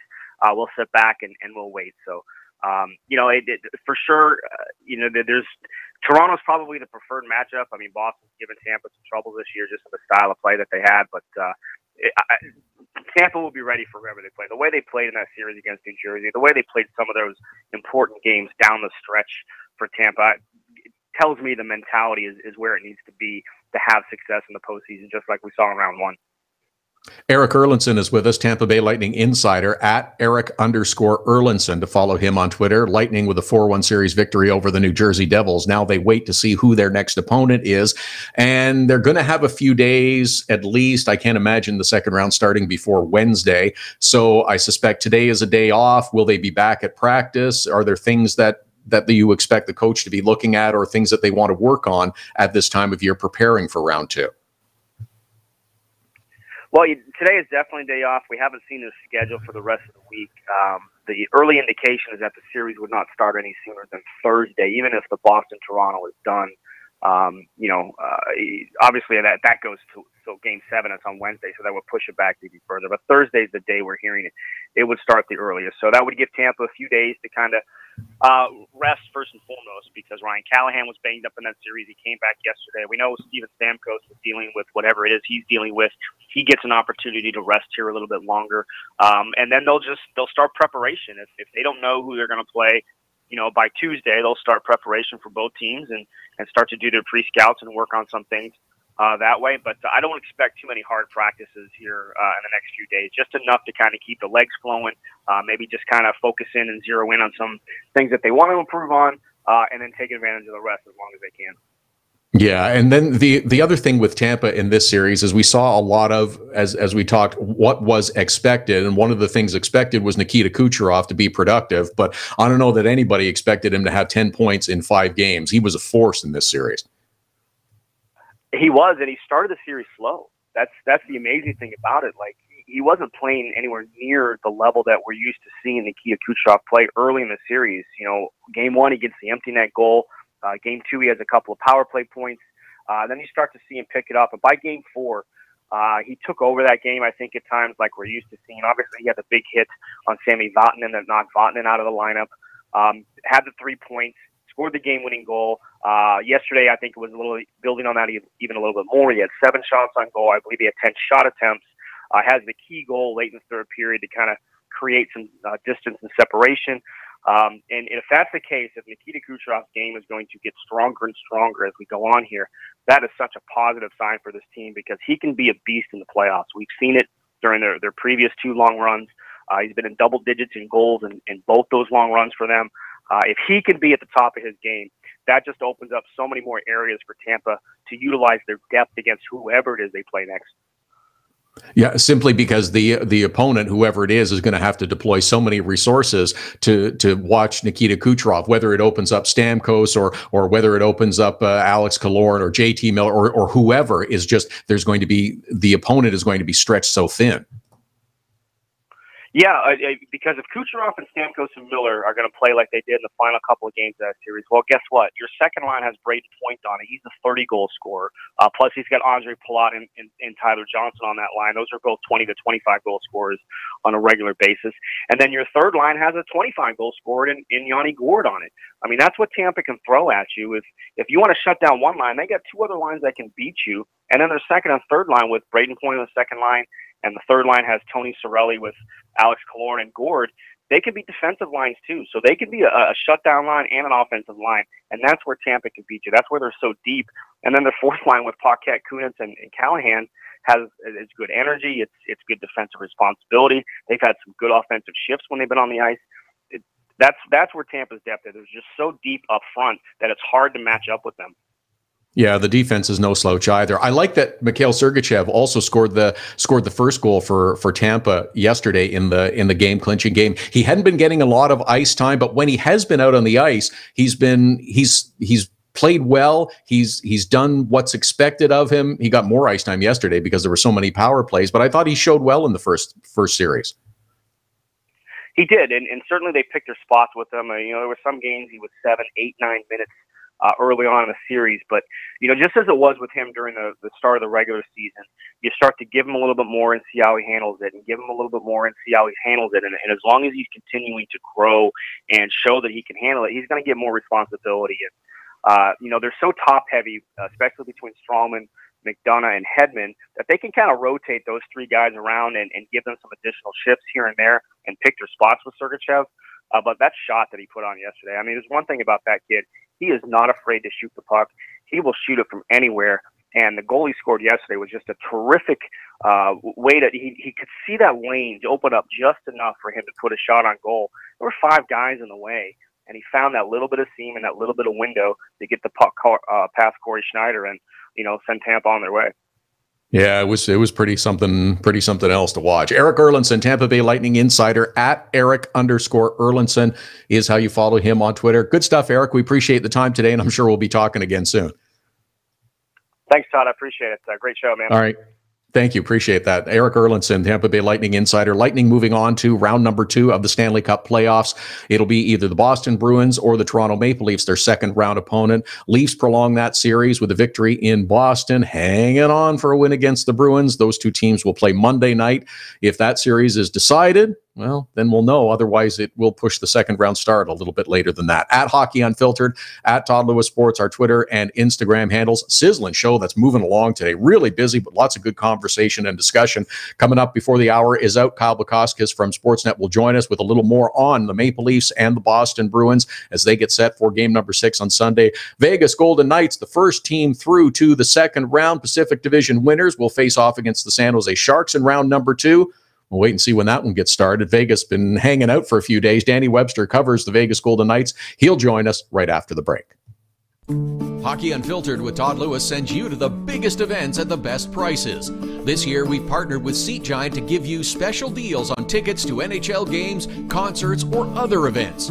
Simply go to SeatGiant.com, find the tickets you want. When you check out, use the promo code TODD for a special discount. That's promo code TODD for a special discount. Start saving with SeatGiant.com on your next purchase. Get your business started getting more leads. 1-844-SEO-LEAD. The number to call if you want more online leads for your business is 1-844-SEO-LEAD. Search engine optimization can be the difference between success and failure. It's no coincidence which businesses are listed first in Google searches. Call 1-844-SEO-LEAD.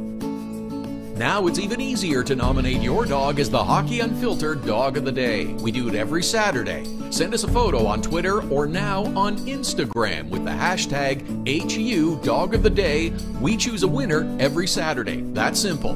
Now on Instagram or Twitter, send us the photo using the hashtag HU Dog of the Day, and your dog could be the one added to our gallery on the website and Facebook page. It's the Hockey Unfiltered Dog of the Day every Saturday. Cutting-edge design for manufacturing. Nova Product Design. Industrial design. Mechanical engineering and design. Nova Product Design provides experienced design for parts and assemblies, manufacturing, assembly, and serviceability. From plastic parts to sheet metal forming, mold and tool design, injection molding, and more. Nova Product Design. Visit novaproductdesign.com to learn more. So you had to get groceries, take your daughter to dance class, and a pipe burst in the kitchen. You missed Hockey Unfiltered with Todd Lewis. No problem. All of our shows are available as a podcast right after the show airs, so you can listen when life gets in the way of hearing us live. Subscribe through iTunes and get alerts as soon as the podcast is available, or go to our website, hockeyunfiltered.com, and listen. Plus, check out the other cool stuff. The Hockey Unfiltered with Todd Lewis podcast. Subscribe now through iTunes.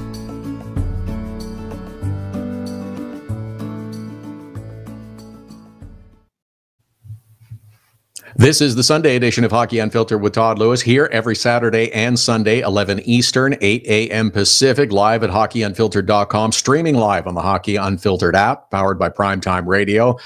Busy Saturday with 3 games, only 2 on the Sunday schedule, both elimination games, though. The Pittsburgh Penguins in Philadelphia to take on the Flyers, Colorado Avalanche hosting the Nashville Predators. One of the teams that has already moved on and is chilling after a victory in round number 1, Vegas Golden Knights, 4 straight wins over the Los Angeles Kings. They've got their, well, they don't really have their feet up. They're anxious to get going in the second round. Danny Webster covers the Vegas Golden Knights for NHL.com and Knights on Ice. Follow him on Twitter at DannyWebster21, and he joins us now. Danny, I guess they're experiencing both the best and the worst of a first round sweep in that they have time off, they have a little time to rest and relax, but I suspect Vegas is also kind of getting anxious to get going about now. Oh, yeah, they're definitely anxious to get going. I talked to a couple guys yesterday. They're itching to get back on the ice and getting ready to play somebody else that isn't themselves. I mean, this is a very absurdly unusual layoff that Vegas is going through right now. Even the bye week they had in January wasn't as long as this, and it could possibly be up to 8 or 9 days before Vegas plays another game. So they're definitely itching to get back there, and they can't wait to get started against San Jose, that's for sure. Well, especially because they know who their opponent is. It's one thing if the playoffs were dragging on and they weren't sure of who the opponent is, but everybody knows that it's going to be San Jose in the next round. What are the guys saying about this matchup in the second round of the playoffs with San Jose? Oh, they're definitely expecting a much more even matchup than it was with the Kings. You know, the Kings are very heavy, very tough physical team. San Jose kind of plays the same up and down style that Vegas does. They're kind of expecting a more open ice, much more faster game. Definitely keeping an eye on Couture and Kane throughout this series. They're expecting probably a little bit more high scoring than it was. I don't think they're going to expect 7 goals combined for an entire 4-game set. No, and that's the thing, and with San Jose is that they're an opponent that they don't have the Patrick Marleau, Joe Thornton names necessarily that they have over the last couple of years. Marleau, of course, departed, and Thornton, well, it's a mystery as to whether or not he's going to play again this season. But they have some players that have some talent and skill. They can score, and they're a quick and aggressive team on you. Absolutely. And right now, Vegas is actually preparing for if Thornton actually does come back to this series, even if it is a giant mystery. They want to go ahead and prepare for whoever's in the lineup, whoever's not in the lineup. But right now, I think they're expecting Thornton to be in there as a worst case scenario for Vegas. But yeah, absolutely. They're a team that is really quick. They're very good at their on-man rushes. They proved that in the Anaheim series. I thought that was one of the keys to them pretty much dominating that series against the Ducks. Their odd man rushes were really good. And Vegas, this is a great matchup for them just because they can't allow one mishap, because if they do, then San Jose is going to come right down the ice and score on you. So this is definitely going to be a good test for Vegas going into round 2. A couple of roster questions about Vegas as they get set to face San Jose in the next round of the postseason. Good news that Lucas Spezza is on the ice and practicing. Yeah, I honestly, if you're Vegas, you probably want to keep the lineups the same, because why change anything up, right? John Merrill played decent in the last round, but of course, Lucas Spezza for X amount of games this year has been one of your best shutdown defensemen. It's going to be very interesting to see where they line him up, because the Brady McNabb Nate Schmidt pairing has worked out so well this year, and Schmidt was Spezza's primary defensive partner for most of the year. So I'm not sure how much Gallant will want to change that up. If Spezza does come back, he'll probably play alongside Colin Miller, so that'll be interesting to see. But yeah, I guess it doesn't hurt to have as many defensemen as possible, or figure out who your best guys are going to be when you're playing a team like San Jose. So definitely a good thing for Spezza to be back on the ice, although he's got to stay healthy. It's probably been a little bit of a frustrating stint this season for Vegas not having Spezza on the ice. Yeah, he was someone I think they were expected to rely on a little more heavily. The other interesting thing about the first round matchup is that Tomas Tatar, who they acquired from the Detroit Red Wings at the deadline, and paid a pretty good price to get him. I'm surprised that he found himself out of the lineup a couple of games.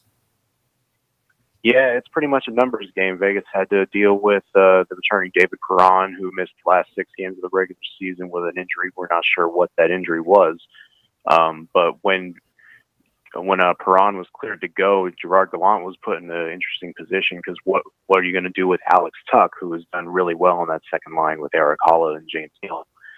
So Vegas had to make a tough call, because you look at the third line, Brian Carpenter has been playing very well the last couple of months, and Gallant really didn't want to take him out of the lineup. So the only thing they could possibly think of was, well, we need our best assist man to be healthy and be on the ice. And for a line that really hasn't generated much offense throughout the year, and not to say that Cody Eakin and Ryan Carpenter have been bad for the last couple months, but you get a guy like Perron who stabilizes, the possession game, and, is very capable of finding the open guy when they're in the offensive zone. At first, I questioned the decision just because of, what you said, what they gave up for Tatar, is very, it's a very steep price, but I mean, I'm not going to question Gerard Gallant, because if he takes an expansion team to 109 points in a Pacific Division title, I don't think anybody should be questioning him. Yeah, we'll cut him some slack, because it sort of worked out okay for Gallant and the Vegas Golden Knights in year number 1. It's just, but it actually may be worse news for San Jose and whoever else may be an opponent for the Vegas Golden Knights. So in addition to everything that they have shown this year, is now they have more depth to the point that Tomas Tatar is having trouble getting into the lineup. Now, I expect he'll come back in at some point, because injuries, as you mentioned with David Perron, have played a role. But what a stable of talent to now have, that you've got someone like Tomas Tatar, who is not necessarily penciled in for every game. Exactly, and you would expect Tatar to be back in at some point. It's just so difficult to figure out where you want to put him on this lineup because, like I said, Alex Tuch is probably playing his best hockey of the season with Neil and Holla, and it's really difficult, I think, to take him out of that spot because that's where Perron was for most of this season. So taking him away from those guys, I think, is definitely a risky move just because of how well he's played. And then, like I said, Perron does so well with the possession game with Carpenter and Eakin that it's really, really tricky to if they even decide to take him out. So now it's just a matter of, well, if this lineup that got you 2 really tough wins in LA can come back in Vegas and play really strong in games 1 and 2 against San Jose, if Vegas takes a commanding lead in this series, we may not see Tomas Tatar for the rest of the series, and who knows, even for the rest of the playoffs. It's just a matter. I think it's just a matter of if the 4 lines that Gallant's rolling out, if they're playing well, he's not going to change a dang thing right now. Danny Webster is with us, covers the Vegas Golden Knights for NHL.com. Also, Knights on Ice at Danny Webster 21 is how you follow him on Twitter. It'll be the Knights and the San Jose Sharks in round number 2 of the Stanley Cup playoffs. We're just not sure exactly when that series is going to start as of yet. Alex Tuch, I really like, by the way, too. And as you mentioned, just the way he has played down the stretch and through early on in the playoffs. He's just there's been so much talk about William Karlsson and some of the other players, whether it's Marchessault that Vegas has collected from other teams. He's another one that a young player finding his way in, getting a greater opportunity in Vegas and showing the talent and having success with the team themselves. Absolutely. He's playing his way into a future captain role at some point. Very calm, very composed. He's a guy that is definitely very confident in his game of big body.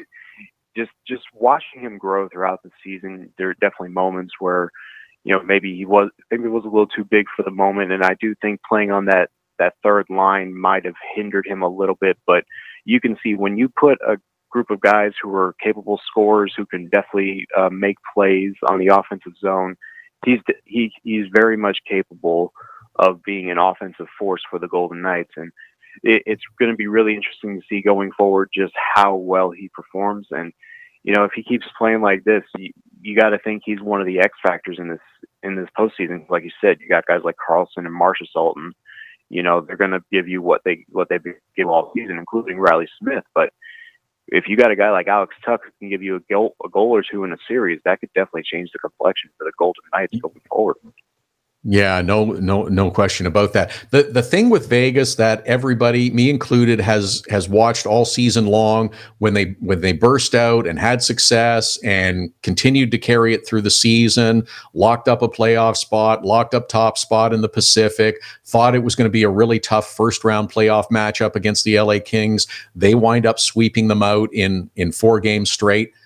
Because you're there, because you see the team all the time, is there something or some things that's helped create part of the magic that has been the Vegas Golden Knights this year? No one was expecting this kind of success for them, and everybody's been trying to pin it down as to what it is. What are your thoughts and theories? First thing I think is that's important is just the way this team came together as far as an expansion team. You got a lot of guys who have basically a lot to prove. They're guys that were pretty much cast-offs by their former teams. And, there's always going to be the talk about the expansion draft being rigged for the Golden Knights and whatnot. William Karlsson scored 6 goals last year in Columbus, and now he has 43. Jonathan Marchessault had a 30-goal season. No one thought that was sustainable. James Neal, no one was really sure when Neal was going to play this year because he had that broken hand. And even leading up to the first game against Dallas, no one thought how much he was going to be out. And then you deal with the drama with Vadim Shipachyov and all of that nonsense. And this team, it came together as pretty much a group of cast-offs and felt like they had something to prove. And every night they've been playing some amazing hockey that's also been attributed to Gerard Gallant and his style of play. It's up and down, fast-paced, tempo style of hockey. Everyone gets involved. He rolls 4 lines deep. Everyone's getting decent ice time. He's definitely a player's coach, and that's also helped. But I also think, and this could be a factor, could be not. I've I've said all year this team has come together because of what happened on October 1st with the shooting near Mandalay Bay. I don't think they've used that necessarily as motivation, but what I think it's done is it's brought a team and a community together in a time that I didn't think could be possible. And ever since that happened, the team has gone leaps and bounds to, be there for this community, and the community has embraced this team for all its efforts that it's done.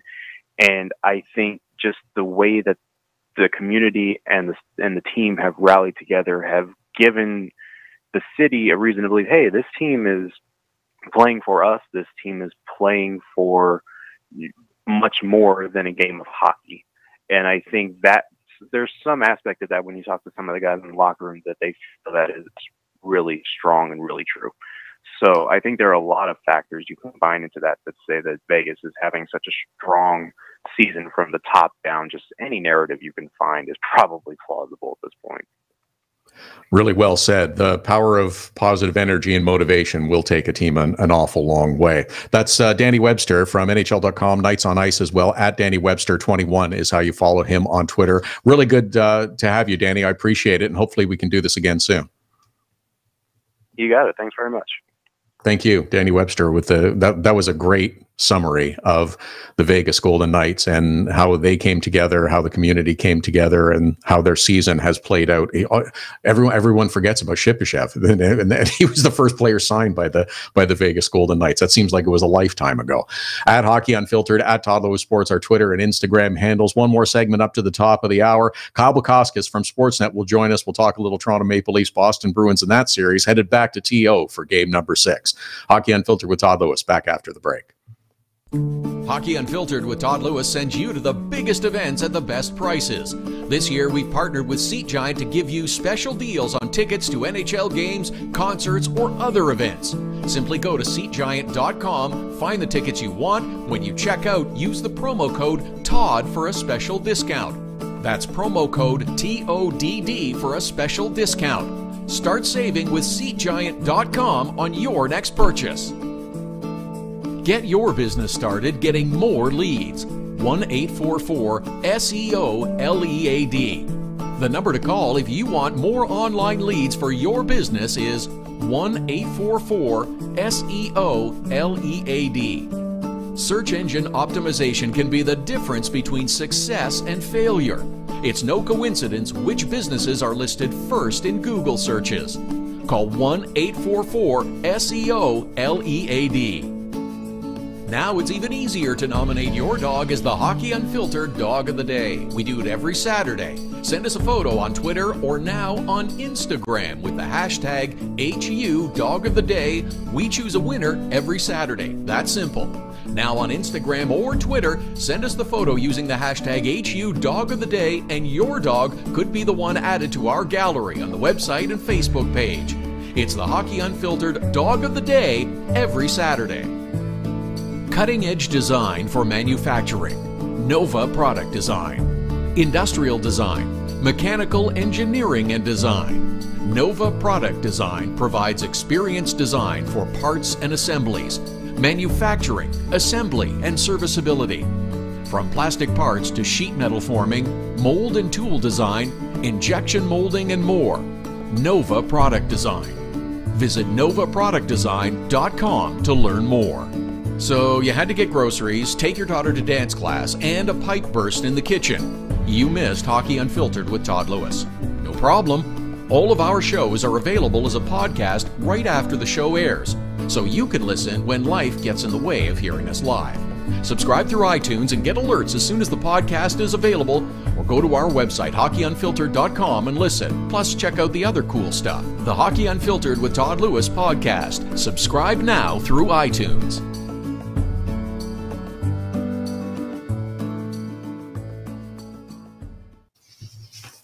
Final segment of the Sunday program, Hockey Unfiltered with Todd Lewis, take you up to the top of the hour. A little more on the Toronto Maple Leafs Boston Bruins series, pushed to a 6th game with a Leafs victory in Boston. Kyle Bukauskas from Sportsnet is covering the series. Follow him on Twitter at SN Kyle Bukauskas, and joins us now. I was pretty skeptical, Kyle. I didn't think the Maple Leafs had it in them, but they did push the Bruins and get a victory, a tough, hard-fought one in Boston on Saturday. Yeah, well, certainly the night before, when you thought Pittsburgh was going to close things out. You thought Nashville was going to do the same, and they're still going in Game 6 here tonight. And I guess that kind of made some people think, well, maybe Toronto can do the same. But I'm with you, Todd. You look at the way the first 4 games played out, and even the one that they won in Toronto in Game 3, Boston had plenty of chances, and if not for Freddie Anderson, they could have been out in a sweep. So full credit to them. I mean, you couldn't have asked for a better start for Toronto there last night. Mike Babcock juggles his lines. Next thing you know, Austin Matthews and Connor Brown are connecting for the first goal. Nazem Kadri sets up Andreas Janssen for a beautiful setup in his first career playoff goal, and they were kind of off to the races from there. And then, of course, they get into penalty trouble, and they were hanging on for dear life for the better part of the second half of that game. But once again, Frederik Andersen was absolutely terrific, and that was kind of the mindset and the message going in. If they were going to have a chance to push this to 6 games, he needed to be their best player, and he was. And then now we're back in Toronto here for Game 6 tomorrow night. And the other part of the equation is we saw Austin Matthews. He was visible on the ice in Boston against the Bruins. That's going to be essential if they want to push this back to Boston for Game 7. Yeah, I mean, you could really tell the pressure that was mounting there. I mean, he didn't get anything in the first 2 games in Boston, and just the emotion he let out, that, you know, the replays that were played over and over and over again after he scored there in Game 3, and even after Game 4, and Mike Babcock's making the comments, he probably thought that he was going to come in and dominate. I thought he was going to come in and dominate, and it didn't happen. And you could just tell everyone was kind of waiting for him to do something. And, you know, Craig Simpson on our broadcast does a great job of pointing out, you know, in Game 4, it seemed like it's almost second nature for him that he can stick handle like the puck's on his string. And that Game 4, it just wasn't happening for him. And last night it was a completely different story. He was on the puck. He was stick checking guys. He was getting the puck back in the offensive zone to extend shifts to generate some more chances. It was a great play to kind of delay and fake the shot and try the wraparound there that ultimately led to Connor Brown's goal to opening the scoring. And I think ultimately for him, you wonder if he could have done any more damage, but he was basically stapled to the bench for the better part of the second half of that game because the Leafs were in penalty trouble. He doesn't kill penalties, and so his legs go ice cold, and it's tough to generate much after that, which ultimately led into the situation they were in of hanging on for dear life for the final 14 minutes of that third period there when they cut the deficit down to 1. But yeah, certainly more visible, more dominant, and the Austin Matthews that we've grown accustomed to seeing here over his first 2 seasons in the National Hockey League. So a couple of the keys for game number 6 that's set to go on Monday at Air Canada Centre is Freddie Andersen has to play as well as he did. We need to see that same kind of thing from Austin Matthews. And the other one, I guess, is don't take penalties. You can't keep putting the Boston Bruins power play out onto the ice. No, I mean, it's really like a murderer's row when you look at the personnel that they get to roll out there, especially the 94-second 5-on-3. I mean, it's almost, you thought it was a foregone conclusion that they were going to score there. So full credit to Freddie Andersen and the penalty killers for keeping them at bay there. And I think the other thing too, Todd, like they got to play fast. They were so fast early on there in Game 5 last night, and they had the Bruins on their heels, and that's been their MO all season. Yes, they're going to give chances because defensemen are going to make pinches. They're going to take risks. So too are the offensive players, and that's where Freddie Andersen has come into play and bailed them out multiple times this year. That's been their MO all year, and that's what got them to 105 points through 82 games. So, you know, I really like the way the line shook out, and after Mike Babcock made those adjustments, the way that everyone was kind of slotted, I thought the forwards complemented each other. You had speed, you had the ability to grind down low. Mitch Marner, again, was the guy that him and Patrick Marleau did a great job cycling the puck below the goal line and hemming them in for extended periods of time. So this is a team that has to play fast. Absolutely, discipline is part of it. And, you know, I think when they do that, they'll have a chance. And right now it's just about planting that little bit of a seed of doubt in Boston because everything had gone so well for them through the first 4 games. Just that little seed of doubt that, you know, maybe there's a little bit of a way that Toronto can push this to Game 7. I think that's what they'll be looking for here early. And when they play fast, I think that's their best opportunity to do that. Kyle Bukauskas from Sportsnet is with us at SN Kyle Bukauskas to follow him on Twitter. Leafs and Boston Bruins will play Game 6 in Toronto of that series coming up on Monday night. Glad you mentioned the lines too, because Mike Babcock, well, he's taken heat for how his line combinations have come together all season long, but I think he kind of knows what he's doing. And moving Thomas Plekanec up may have been the best example. I think he's been much better in the last couple games. Certainly, yeah. I mean, this is a guy who that's what he made a career out of in Montreal, is playing those meaningful minutes up against the Patrice Bergerons of the world and shutting those guys down and being good in the face-off circle, responsible defensively. And, it was tough for him to do that when he was only playing 9, 10, 11, 12 minutes a night like he had been for the most of his time in a Toronto Maple Leaf sweater. So getting him in a position where he can play more to his strengths is a big part of the Maple Leafs' success too. And you look at the way the other lines shook out, I thought it was really telling. I mean, you go back a couple of weeks ago when Leo Komarov was hurt towards the end of the regular season, and Mike Babcock made it abundantly clear when playoffs rolled around and Komarov was healthy, he would be in the lineup regardless because, quote, he is a man. And there they were last night. Their season was on the line. Komarov said in the morning, he told reporters he's healthy enough to play, but it was the kids that were in the lineup. He was watching from the press box, and you had Andreas Johnsson score his first career playoff goal. Captain was moving up and down the ice again, and they're just a much better team with those guys in the lineup, I think, right now. So ultimately, for the coaching staff to realize that and to have those guys in and making the kind of impact that they are with their foot speed, that's what's giving them the best chance to win. So I'm with you. The adjustments that they've made to this point as far as the lines, it really paid off last night. And for them, you just got to hope that it keeps going here tomorrow night at home. They'll have the building on their side, and if they can stay out of penalty trouble and get those lines rolling 5-on-5, I think they have an opportunity to really press the Bruins here now and try to somehow, which seemed unfeasible a few days ago, push this series to a Game 7 in Boston. And yeah, can you imagine, we just got a minute or so left, Kyle, but can you imagine all the comparisons? They started last night when the score was 4-1, but imagine if this goes back to Boston and there's a Game 7, all the this past history features that are going to pop up.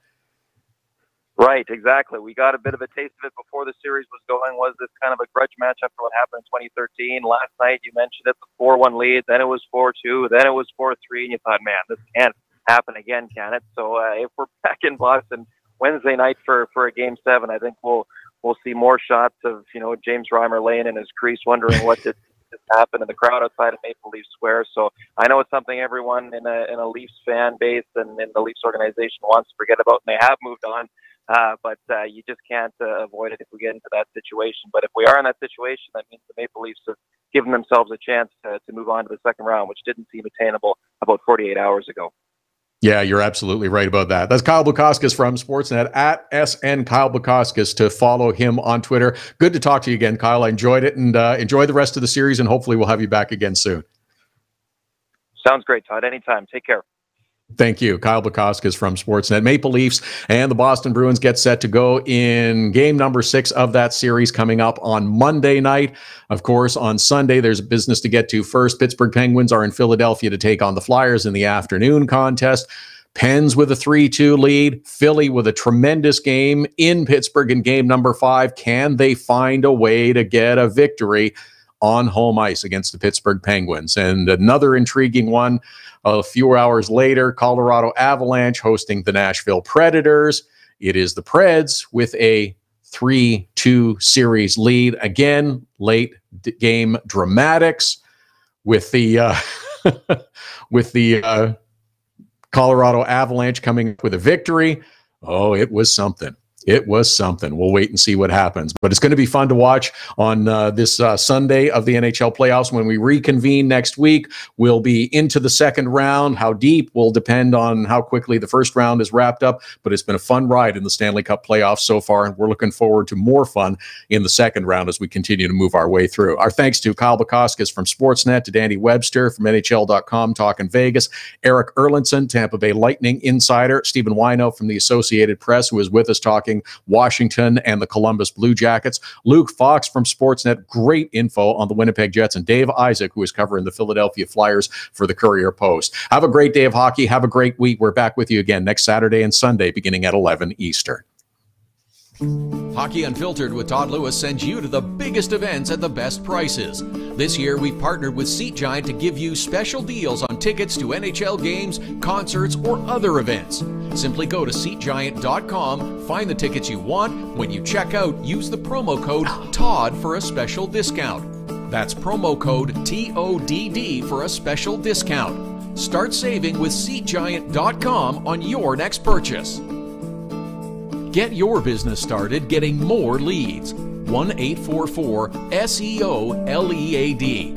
The number to call if you want more online leads for your business is 1-844-SEO-LEAD. Search engine optimization can be the difference between success and failure. It's no coincidence which businesses are listed first in Google searches. Call 1-844-SEO-LEAD.